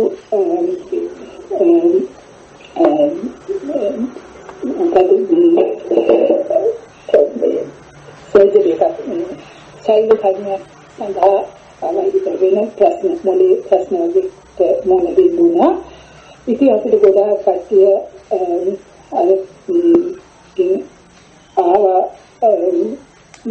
පොලිස් කරන්න බාර වෙන්න බුදු පූජා කරන්න ආරම්භ ස්වාමීන් වහන්සේ නමුත් ඒ වෙනකොට මම ධර්ම මාර්ගයේ මාත්‍ය ධර්ම මාර්ගයේ වැඩිලා හිටලා අපිට බුදුන් දහම් සංගුණ කියන ලොකු විශ්වාසයක් තිබ්බා. මම හැමදාම ස්වාමීන් වහන්සේට මහත්යගේ අත උඩට තියාගෙන මේ තේරුම් සහිතව දැක්කම සූත්‍රයේ හැමදාම කියනවා සමහරවිට මට හිමෙන්නේ මම දන්නේ නැහැ ඒ එක්තරේ ස්වාමීන් වහන්සේ ඒ බලය මට පුදුම ශක්තියක් ඒක මම කියන්නේ කැමති කියන්නේ මම හිතනවා කියලා රත්න සූත්‍රයෙන් හරියට ප්‍රයෝජන ගත්තා කියලා මම දැන් හිතුව තේරුම් මම ඒ කිසිම සිංහල තේරුම් ගත්තේ මට ලොකු විශ්වාසයක් තියෙනවා ස්වාමීන් වහන්සේගේ ඉස්සරහ දේශනාවලින් මට ඊට වැඩි ගැඹුරට රත්න සූත්‍රයෙන් මේක ස්වාමීන් වහන්සේ මම මේක ඉක්ුයි හදාගන්න මොකද මේ කොවිඩ් ප්‍රශ්නේ ඉස්සර මම මගේ ආඩියෝ කියනකොට ඒගොල්ලෝගේ ප්‍රශ්න ගැන කියනකොට මම කිව්වා මම මේ ප්‍රශ්නෙට මුහුණ දුන්නේ වෙන කිසිවෙන් දෙයක් මේ රත්න සූත්‍රයේ පීඨේ මට බුදුන් දහම් සංගුණ ගැන පුදුම විශ්වාසයක් තිබුණා. මම මේ සංඝ ගුණ වර්ධනය කරගන්නයි මම උත්සාහ කරේ. ඕනම දෙයක් කරලා බලන්න කියලා මම ගොඩාක් දෙනෙක් උපදෙස් දීලා තිබ්බා. ඒක නේ සමහර කෙරුවේ නෑ. කොවිඩ් ප්‍රශ්නේ හැමෝම WhatsApp message දෙනවා. මේ රත්න සූත්‍රය කියන්නේ 10 පාරක් කියන්නේ 100 පාරක් කියන්නේ මම ඒක හැමෝටම කියලා දියන්නේ සංගායන කළා වැඩක් නැහැ. තේරුම හොයාගන්න ඉස්සෙල්ලා තේරුම එක දැනගෙන ඒක පිළිපදින්න කරන්න කියලා සම්මතනස. ඉතින් මම හිතුවා මේ පොතේ වහන්සේට මේ ධර්ම මණ්ඩලයේ සම්බුදා ගන්න ඕනේ කියලා මේකේ කියන ගුණ අතරම ඒක පුදුම මට ධෛර්යයක් වුණා. ඒ වගේම අපි මහත්යට ඒ සෙල්ජරිකින් ගොඩාක් ගුණ ලැබුණා. ඒකෙන් දැන් ගොඩාක් ඒකේ බලපෑතර තමයි අද වෙලා තියෙනවා. ඉතින් මම ඒක සහ මේ වෙලා හදාගන්න වටිනා කාරණා කියලා ස්වාමීන් වහන්සේ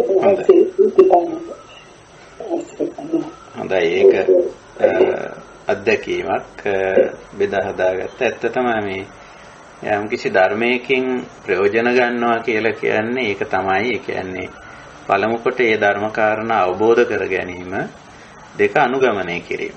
එතකොට මේ අවබෝධය සහ අනුගමනය කියන දෙකෙන් අනිවාර්යයෙන් මේ ධර්මයෙන් ප්‍රතිඵල ලැබෙනවා. එතකොට මේ ඉදිරිපත් කර ඔබතුමී කිව්වා මම රතන සූත්‍රයේ අවබෝධ කරගත්තා. ඒකේ සංගුණ විශේෂය බුද්ධ ශ්‍රාවිකාවක් විදිහට බුද්ධ ශ්‍රාවකයෙක් විදිහට කොහොමද ජීවිතේ පවත්වාගෙන යන්නේ, මේ දේවල් වලට කොහොමද අපි කටයුතු කරන්නේ, කොහොමද මුහුණ දෙන්නේ, කොහොමද මේ ජීවිතේ තේරුම් ගන්නේ ආදී වශයෙන් ඒක තමයි සංඝ ගුණ කියලා කියන්නේ. සංඝ කියලා කියන්නේ මේ භික්ෂු භික්ෂුණී උපාසක උපාසිකානේ සංඝ කියන්නේ. එතකොට ඒ සංඝ ගුණ තේරුම් ගත්තනේ. ඒ බුද්ධ ශ්‍රාවකයෙක් හැටියට කෙසේ කටයුතු කළ යුතුද කියන කාරණේ අවබෝධ කරගත්තා. ඒ අනුව ජීවිතේ ගෙනියන්න පටන් ගත්තා. එතකොට රතන සූත්‍රයෙන් ප්‍රයෝජන අරගෙන වැඩ අරගෙන රතන සූත්‍රයේ තියෙන සංඝ ගුණ තේරුම් ගත්තා. ඒක අනුගමනය කළා.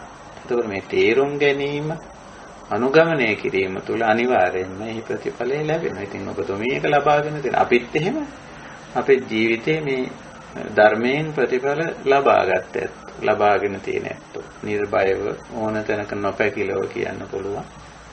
අපි ඕනෑම සූත්‍රයක් කියවුවම ඒකේ හරය, ඒකේ අර්ථය, ඒකේ භාවිතය බුදු පියාණන් වහන්සේ මොකද්ද මෙතෙන්ද කියන්නේ, කුමක් කළ යුතුද කියන කාරණේ ඒ හරය ගන්න. ඒක අවබෝධ කරගන්න විතරක් නෙමෙයි, ඇත්තටම මේකෙන් ප්‍රතිඵලය ලැබෙන්නේ අනුගමනය කිරීමෙන්.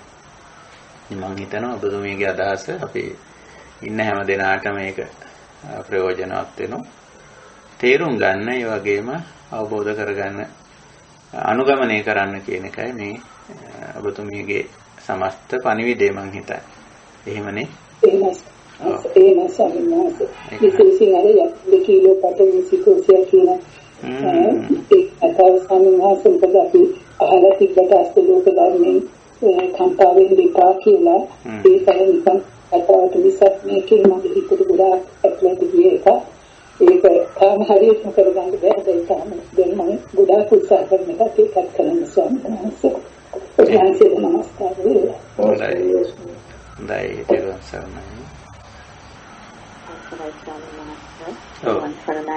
තේරුම් සරණයි. ස්වාමීන් වහන්සේ මට කාරණා දෙකක් කියන්න අවසර දෙන්න. පළවෙනි එක ඉස්සෙල්ලා මහත්මිය කිව්වා වගේම මටත් අවස්ථාව ලැබුණා මට ඉතාමත් කල්යාණ මිත්‍රයෙක් වුණ ස්වාමීන් වහන්සේ කෙනෙක් අසනීප තත්ත්වයේ ඉන්නකොට එවැනිම කල්යාණ මිත්‍රයෙක් වුණ තවත් ස්වාමීන් වහන්සේ කෙනෙක් සමග රතන සූත්‍රයේ සජ්ජායනා කිරීමකට සහභාගී වෙන්න. ඉතින් මම හිතන්නේ මම ඉස්සෙල්ලාම සැරේට තමයි රතන සූත්‍රය ඒ විදිහට ඇහැවුනේ සජ්ජායනාකට සහභාගී වුණේ. ඒ ඉස්සෙල්ලා මහත්මිය කිව්වා වගේ මම කිසිම තීරුමක් දැනගෙන නෙමෙයි මම සජ්ජායනා කරේ නෑ. මම අහගෙන හිටියා. ඒකට මගේ හිත සම්පූර්ණයෙන්ම ස්වාමීන් වහන්සේ සජ්ජායනා කරන්න කී තිබුණේ මම හිතන්නේ ඒ මුළු කාලය ඇතුළතම විනාඩි 45ක වගේ කාලයක් ගත වුණා ඒ සියල්ලටම. ඒ ඇතුලේ මට රතන සූත්‍රය තනිකරම භාවනාවක්මයි වුණේ. ඒ කියන්නේ මගේ හිත පිටට ගියේ නෑ. ඒ කියන කිසිම වචනකින් එළියට ගියේ නෑ. ඒ සූත්‍රය තුළමයි තිබුණේ. ඉතින් මට ඒ සජ්ජායනාවට සහභාගී වෙලා මට ලැබුණ මානසික සුවය මම කිසිම තීරුමක් නොදැන මට ඒක ලැබුණේ. මොකද මගේ හිත ඉච්ඡරකට ඒකාග්‍රගත වෙලා තිබුණා. හිත පිට ගියේ නැහැ. කිසිම අකුසලයකට අකුසල සිතුවිල්ලකට සිත ගියේ නැහැ. ඒක මම හොඳටම දන්නවා. මේ මොහොතේ මම එතන හිටියේ කියන එකෙන් එවැනි අත්දැකීම් තමයි මම එතන ලැබුවේ. ඒ වගේම දෙවැනි කාරණේ ප්‍රශ්නයක් ස්වාමීන් වහන්සේ ඉන්දියාවේ ඒ විචලි රජදරුවන්ගේ ජනපදයේ තිබුණ ඒ තුන් බිය ගැන වෙනත් ආගමික ග්‍රන්ථ වෙනත් ආගම්වල ග්‍රන්ථවල එහෙම සටහනක් වෙලා තියෙනවද කියලා දැනගන්න කැමතියි. එමත් නැත්නම් දැන් චීනයේ තිබිලා තියෙනවා අපේ ත්‍රිපිටකයට සමාන ත්‍රිපිටකයක් ඒකේ හරි සම්බන්ධ සටහන් වෙලා තියෙනවා කියලා දැනගන්න කැමතියි සම්මත අවසර සම්සරණයි. පළවෙනි අත්දැකීම ඔබතුමීගේ ඒක අපි පිළිගන්නවා යම්කිසි සජ්ජායනාවකට ගෞරවයෙන් සහ මානසික ඒකාග්‍රතාවයකින් යම්කිසි දෙයකට සම්බන්ධ වුණොත් මොකද මේ ඒ කෙරෙන කාර්යය විරාගික කාර්යයක්. ඒ විරාගික කටයුත්තකට ගෞරවයෙන් සහ මානසික ඒකාග්‍රතාවයකින් යුක්ත වුණොත් ඒකාත්මික වුණොත් කෙනෙකුට ඒ වෙලාවේ මේ මානසික සාහනය ලැබෙනවා. එතකොට ඔය පිරිත් සජ්ජායනා වගේ කටයුත්තකදී මූලික අපේක්ෂාව ඒක තමයි. ඒක හරි. ඒක ගැන අපේ වාදයක් නැහැ. එතන තියෙන්නේ සමත භාවනාවක්. ඔබතුමී භාවනාව කියන වචනේ පාවිච්චි කරුවා. එතන තියෙන්නේ සමතකරණයක්. සමත භාවනාවක්. මනස නොසන්සුන් වෙලා තියෙන වෙලාවක විශේෂයෙන් ලෙඩ රෝගයක් ජීවිතයට අභියෝගයක් වගේ ඇවිල්ලා තියෙන වෙලාවක සාමාන්‍ය මනස නොසන්සුන් එවැනි අවස්ථාවක මනස සංසුන් වීම තුළ විශාල සහනයක් දැනෙනවා. ලොකු සහනයක් දැනෙන. එතකොට ඒක සමත භාවනාවක් විදිහට ඒකේ ප්‍රතිඵලයක් තිබෙනවා. ඒක හරිය ඒක සිද්ධ වෙන දෙයක්. ඉතින් අපි එතනින් එහාට ගිහිල්ලා අපි රතන සූත්‍රය සජ්ජායනා කිරීමෙන් එහාට ගිහිල්ලා අපි එහි අර්ථය අවබෝධ කරගෙන එහි ඇති ධර්මයට අනුගත වෙලා කටයුතු කරමු. එතකොට අපිට අපේ ජීවිතේ අනිකුත් ප්‍රශ්න ගැටළු වලට යම්කිසි උත්තරයක් මේ තුලින් ලබාගත හැකි වේවි. දෙවනුවට ඉදිරිපත් කර දේ මේ රතන සූත්‍රය පිළිබඳව මේ තියෙන පසුබිම් කතන්දරය. අපි ඒකට අටුවා කතාව කියලා කියමු.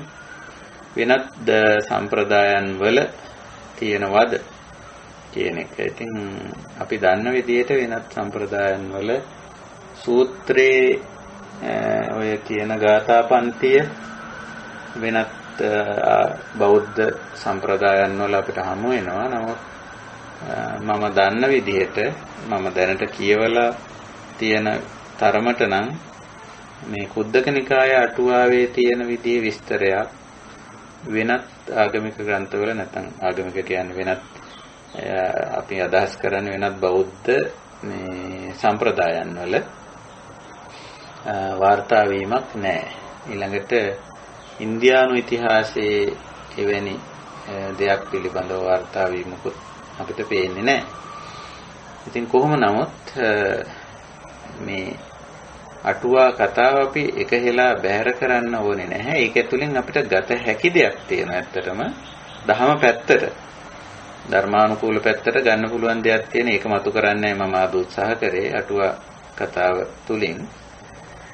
ඉතින් ඒකේ ආපහු නිකන් අර මිත්‍යා පැත්තට යන්නත් ඉඩ තියෙනවා. ඒ අටුවා කතාව ලියපු කෙනා මොන අර්ථයෙන් ලිව්වද දන්නේ නැහැ. එයා සමහර විට මේක හේතුඵල ධර්මානුකූලව මේ විදියට අදි සුඛෝභෝගී කාමභෝගී ජීවිතවලට යෑමේ ඊළඟ ප්‍රතිඵලය වෙන්නේ මේ කියන විශාල හානිය එහි පුපුරා යාම එනවා කියන එක පෙන්වන්න ඒක පෙන්වා දීම සඳහා මේ අටුවාව ලිව්වද? එහෙම නැත්නම් අටුවාව ලියපු පුද්ගලයාත් අර අභිචාර ශාන්ති කර්ම පැත්තේ ඒ මනසකින් ඉඳපු කෙනෙක්ද? ඒ මනසෙන් මේක ලිව්වද කියලා අපිට හරියටම කියන්න බෑ අටුවාචාර්යින්ගේ අදහස මොකක්ද කියලා. නමුත් අපි හේතුඵල ධර්මානුකූලව දහමට අනුව මේ අටුවා කතාව බැලුවොත් අපිට පේනවා ඕනම තැනක අදි පරිභෝජනයේ සීමාව ඉක්මවා සෝබාදහමේ චක්‍රය බිඳලා මේ දෙයට බැස්සොත් එතන මේ පුපුරා යෑම සිද්ධ වෙනවා. ඉතින් ඒක තමයි මේකෙන් අපි ධර්මානුකූලව අපිට ගත හැකි දේ. ඒක නිසා මේ අටුවා කතාව සමහර විට වෙනස් සම්ප්‍රදායන් වල මම දන්න විදිහට නම් නැහැ. නමුත් මම ලෝකයේ සියලුම මේ සම්ප්‍රදායන් හදාරලා නැහැ. එතකොට ඒවයි සමහරට තියෙන්න පුළුවන්. නමුත් අපිට තියෙන මේ අටුවාව නැත්නම් අපිට තියෙන රතන සූත්‍රයේ සඳහා අපිට ඉදිරිපත් කරලා තියෙන අර්ථ කතන සම්ප්‍රදාය ඇතුලේ අපිට තියෙන කතන්දරය. ඒක ඇතුලේ දහම් පණිවිඩයක් පැහැදිලිවම තියෙනවා කියලා මට හිතෙනවා. මම දකිනවා ඒක. හිතන්න මම විතරක් නෙවෙයි අනිත් අයත් මේක දකින්න පුළුවන් කියලා. ඒක අපි මතු කරගන්න එක තමයි මෙතෙන්දි වැදගත් වෙන්නේ. මොකද ඒක මතු කරගත්තොත් තමයි අපිට මේ වගේ රෝග බියක්, දුර්භික්ෂයක්, මනුෂ්‍ය ධර්ම පිරිහී යෑමක් වැනි ඛේදනීය අවස්ථාවකදී උත්තරයක් ලබා ගන්න පුළුවන් වෙන්නේ ඒ කාරණේ මතු කරගත්තොත් විතරයි. එහෙම නැත්නම් අපි අමනුෂ්‍ය බිය, ඒ කියන්නේ මනුෂ්‍ය ධර්ම පිරිහුණු අවස්ථාවක අපි මනුෂ්‍ය ධර්ම නැවත ගොඩනැගීම සඳහා ශාන්ති කර්ම, බලබිලි, යාග හෝම මේ යාතු කර්ම කර ඉඳි. අපි දන්නවා ඒකෙන් මනුෂ්‍ය ධර්ම ගොඩනැගෙන්නේ නැහැ කියලා. අප. ඊළඟට දුර්භික්ෂයක්. ඒ කියන්නේ මූලික අවශ්‍යතා සපයා ගැනීම පිළිබඳ විශාල අර්බුදයකට පැමිණි අවස්ථාවක් දුර්භික්ෂයක් කියලා කියනවා. එවැනි අවස්ථාවක ඊට හේතු හොයලා ඊට අදාළ හේතු වලට ප්‍රතිකර්ම කරන වෙනුවට අපි යාඥා, යාතු කර්ම, ශාන්ති කර්ම, බලිතොවිල් කර කර හිටියට මූලික අවශ්‍යතා ඉෂ්ට කර ගැනීම පිළිබඳ අර්බුදයට උත්තරයක් එන්නේ නැහැ. දුර්භික්ෂයට. ඊළඟට රෝග කියන ඒවා. ඊවට ප්‍රධාන වශයෙන් හේතු වෙන සෞඛ්‍ය හා සනීපාරක්ෂක පිළිවෙත් අනුගමනය නොකිරීම, පරිසර අර්බුද, පරිසර චක්‍ර කඩා බිඳ දැමීම මේවා හරහා ඇති වෙලා එන තත්ත්වයන් හමු වේ. අපි ඒකට රෝග බිය කියමු. ඒකට උත්තර සපයන්දී අපි අර වගේම යාඥා, යාතු කර්ම, ශාන්ති කර්ම, බලිතොවිල් කර කර හිටියට හරියන්නේ නැහැ. ඒකට උත්තරේ ඒකේ හේතුව හරහා ගිහිල්ලා ඒ ඵලය නිෂේධනය කරගන්නවා. ඒ අහිතකර ඵලය. ඉතින් ඒ විදිහට කරන්න මේ කතාව ඇතුලේ අපිට පණිවිඩයක් එනවා. නමුත් මේ පණිවිඩය කොච්චර අපි ඉස්මතු කරගෙන තියෙනවද කියන එක නම් ගැටලුවක්. ඒක නිසා අනිකුත් සම්ප්‍රදායන් වල මේ කතන්දරේ තියෙනවද කියලා මම දන්නේ නැහැ. මම දන්න තරමට එහෙම එකක් මම අහලා නැහැ. නමුත් අපේ තියෙන මේ අටුවා කතාව අපිට ඊටාම හොඳ පණිවිඩයක් මතු කරනවා. මම දන්න විදිහට, මට තේරෙන විදිහට. අන්න මේ පැත්ත මතු කරලා ගත්තොත් අපිට මේ අටුවා කතාවෙනුත් අපිට ප්‍රයෝජනයක් තියෙනවා. ඇත්තටම රතන සූත්‍රයෙන් ලොකු ප්‍රයෝජනයක් තියෙනවා. මොකද ඒකේ ඇතුළත් වෙලා තියෙන්නේ බුදු ගුණ, දහම් ගුණ, සංඝ ගුණ නිසා. මේ ගුණ කදම්බේ මතු කරගන්න එකයි, මේ ගුණ අපි තුල ඇති කරගන්න එකයි. මේ පැත්තෙන් බලපුවම රතන සූත්‍රයේ වටිනාකම කිසිසේත් අඩු වෙන්නේ නැහැ. ඊළඟට රතන සූත්‍රයේ සඳහා ඉදිරිපත් කරපු අට කතාව, අර්ථකථනය, අර්ථ විවරණය තුල ඇති වෙලා තියෙන මේ කතන්දරේ ඒකෙනුත් අපිට ලොකු වටිනා දෙයක් ගත හැකියි, මතු කරගන්න පුළුවන්. ඉතින් එහෙම මතු කරගත්තොත් තමයි අපිට මේ සූත්‍රයෙන් ප්‍රයෝජනයක් ගන්න පුළුවන් වෙන්නේ. ඉතින් ඕක තමයි ඔබතුමීගේ මේ ප්‍රශ්න දෙකට මට කියන්න තියෙන දේ.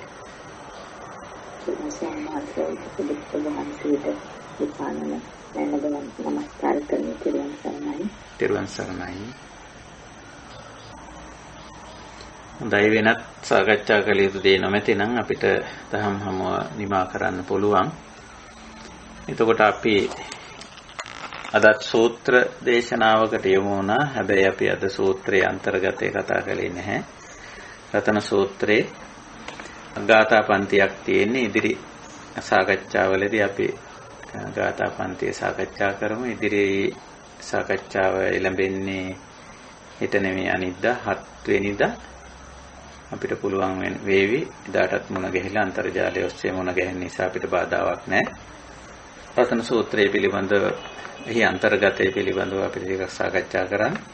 ඉතින් අද අපි උත්සාහ කරේ මේ අපේ ත්‍රිපිටකයේටම අටුවා ලියවිලා තියෙනවා. අර්ථකථන සම්ප්‍රදායක් තියෙනවා, බොහොම පැරණි. ඉතින් මේ අර්ථකථන අපි එහෙම පිටින්ම බැහැර කරන්නේ නැහැ, වැඩකට නැති දෙයක් කියලා. මොකද අටුවාවල තියෙනවා බුදු කැලි අටුවා කියලා, බුද්ධ කාලීන අටුවා. බුදුරජාණන් වහන්සේම ආරම්භ කරේ අටුවා කරන්නේ, නැත්නම් අර්ථකථන සම්ප්‍රදාය.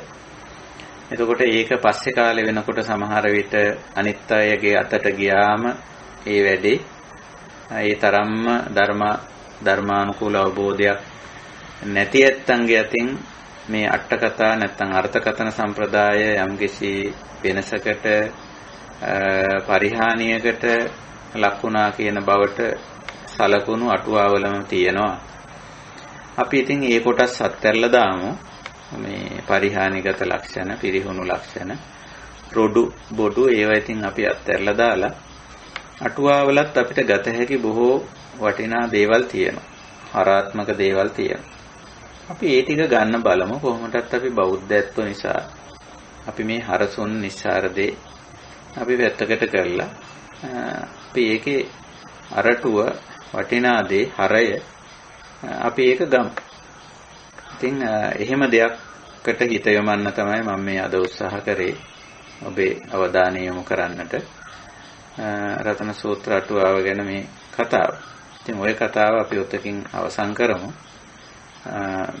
අවසන් කරලා ඉදිරි සාකච්ඡාවලදී අපි බලාපොරොත්තු වෙනවා මේ අන්තර්ගත මේ ගාථා පන්තිය ඇතුළත් දේවල් පිළිබඳව ටිකක් විවරණයක් කරගන්න සාකච්ඡාවක් කරගන්න. හොඳයි, ඒ අදහසින් අද දහම් හමුව මෙසේ නිමා කරනවා. වෙනදා වගේම මේ හෝරා දෙක කාලයක් ධම් සභාවට එකතු වුණු අපේ සියලුම කල්යාණ මිත්‍රයන්ට අපගේ ගෞරවයේ කෘතවේදීත්වයේ පළ කරනවා. ඒ වගේම ධර්ම සාකච්ඡාවට අධ්‍යක්ීම් අදහස් ඉදිරිපත් කිරීමෙන් සහභාගී වීමෙන් දායක වුණු ඇත්තෝ, ශ්‍රවණයට එකතු වුණු ඇත්තෝ, ඒ වගේම මේවා අන්තර්ජාලගත කරලා තවත් අයට අහන්න ශ්‍රවණය කරන්න මඟ සලසන ඒ වෙනුවෙන් කැප වෙන ඇත්තෝ ආදී හැමෝම අපි ඊටාම ගෞරවයෙන් කෘතවේදීව මේ වෙලාවේ සිහි කරනවා. එසේ සිහි කරමින් මේන් ජනිත කරගන්නා වූ ධර්ම අවබෝධය අපි හැම දෙනාගේම ධර්ම මාර්ගය හොඳින් විවර කරගෙන, ප්‍රතිපදා මාර්ගය හොඳින් විවර කරගෙන එහි ඉදිරියට යන්නට උපකාරී වේවා, උපනිශ්‍රේ වේවා, හේතු වාසනා වේවා කියන උතුම් අධිෂ්ඨානයේ අදත් අපේ දහම් හමුව නිමා කරනවා. හැම දිනාටම තෙරුවන් සරණයි. තෙරුවන් සරණයි සංසාරේ. තෙරුවන් සරණයි.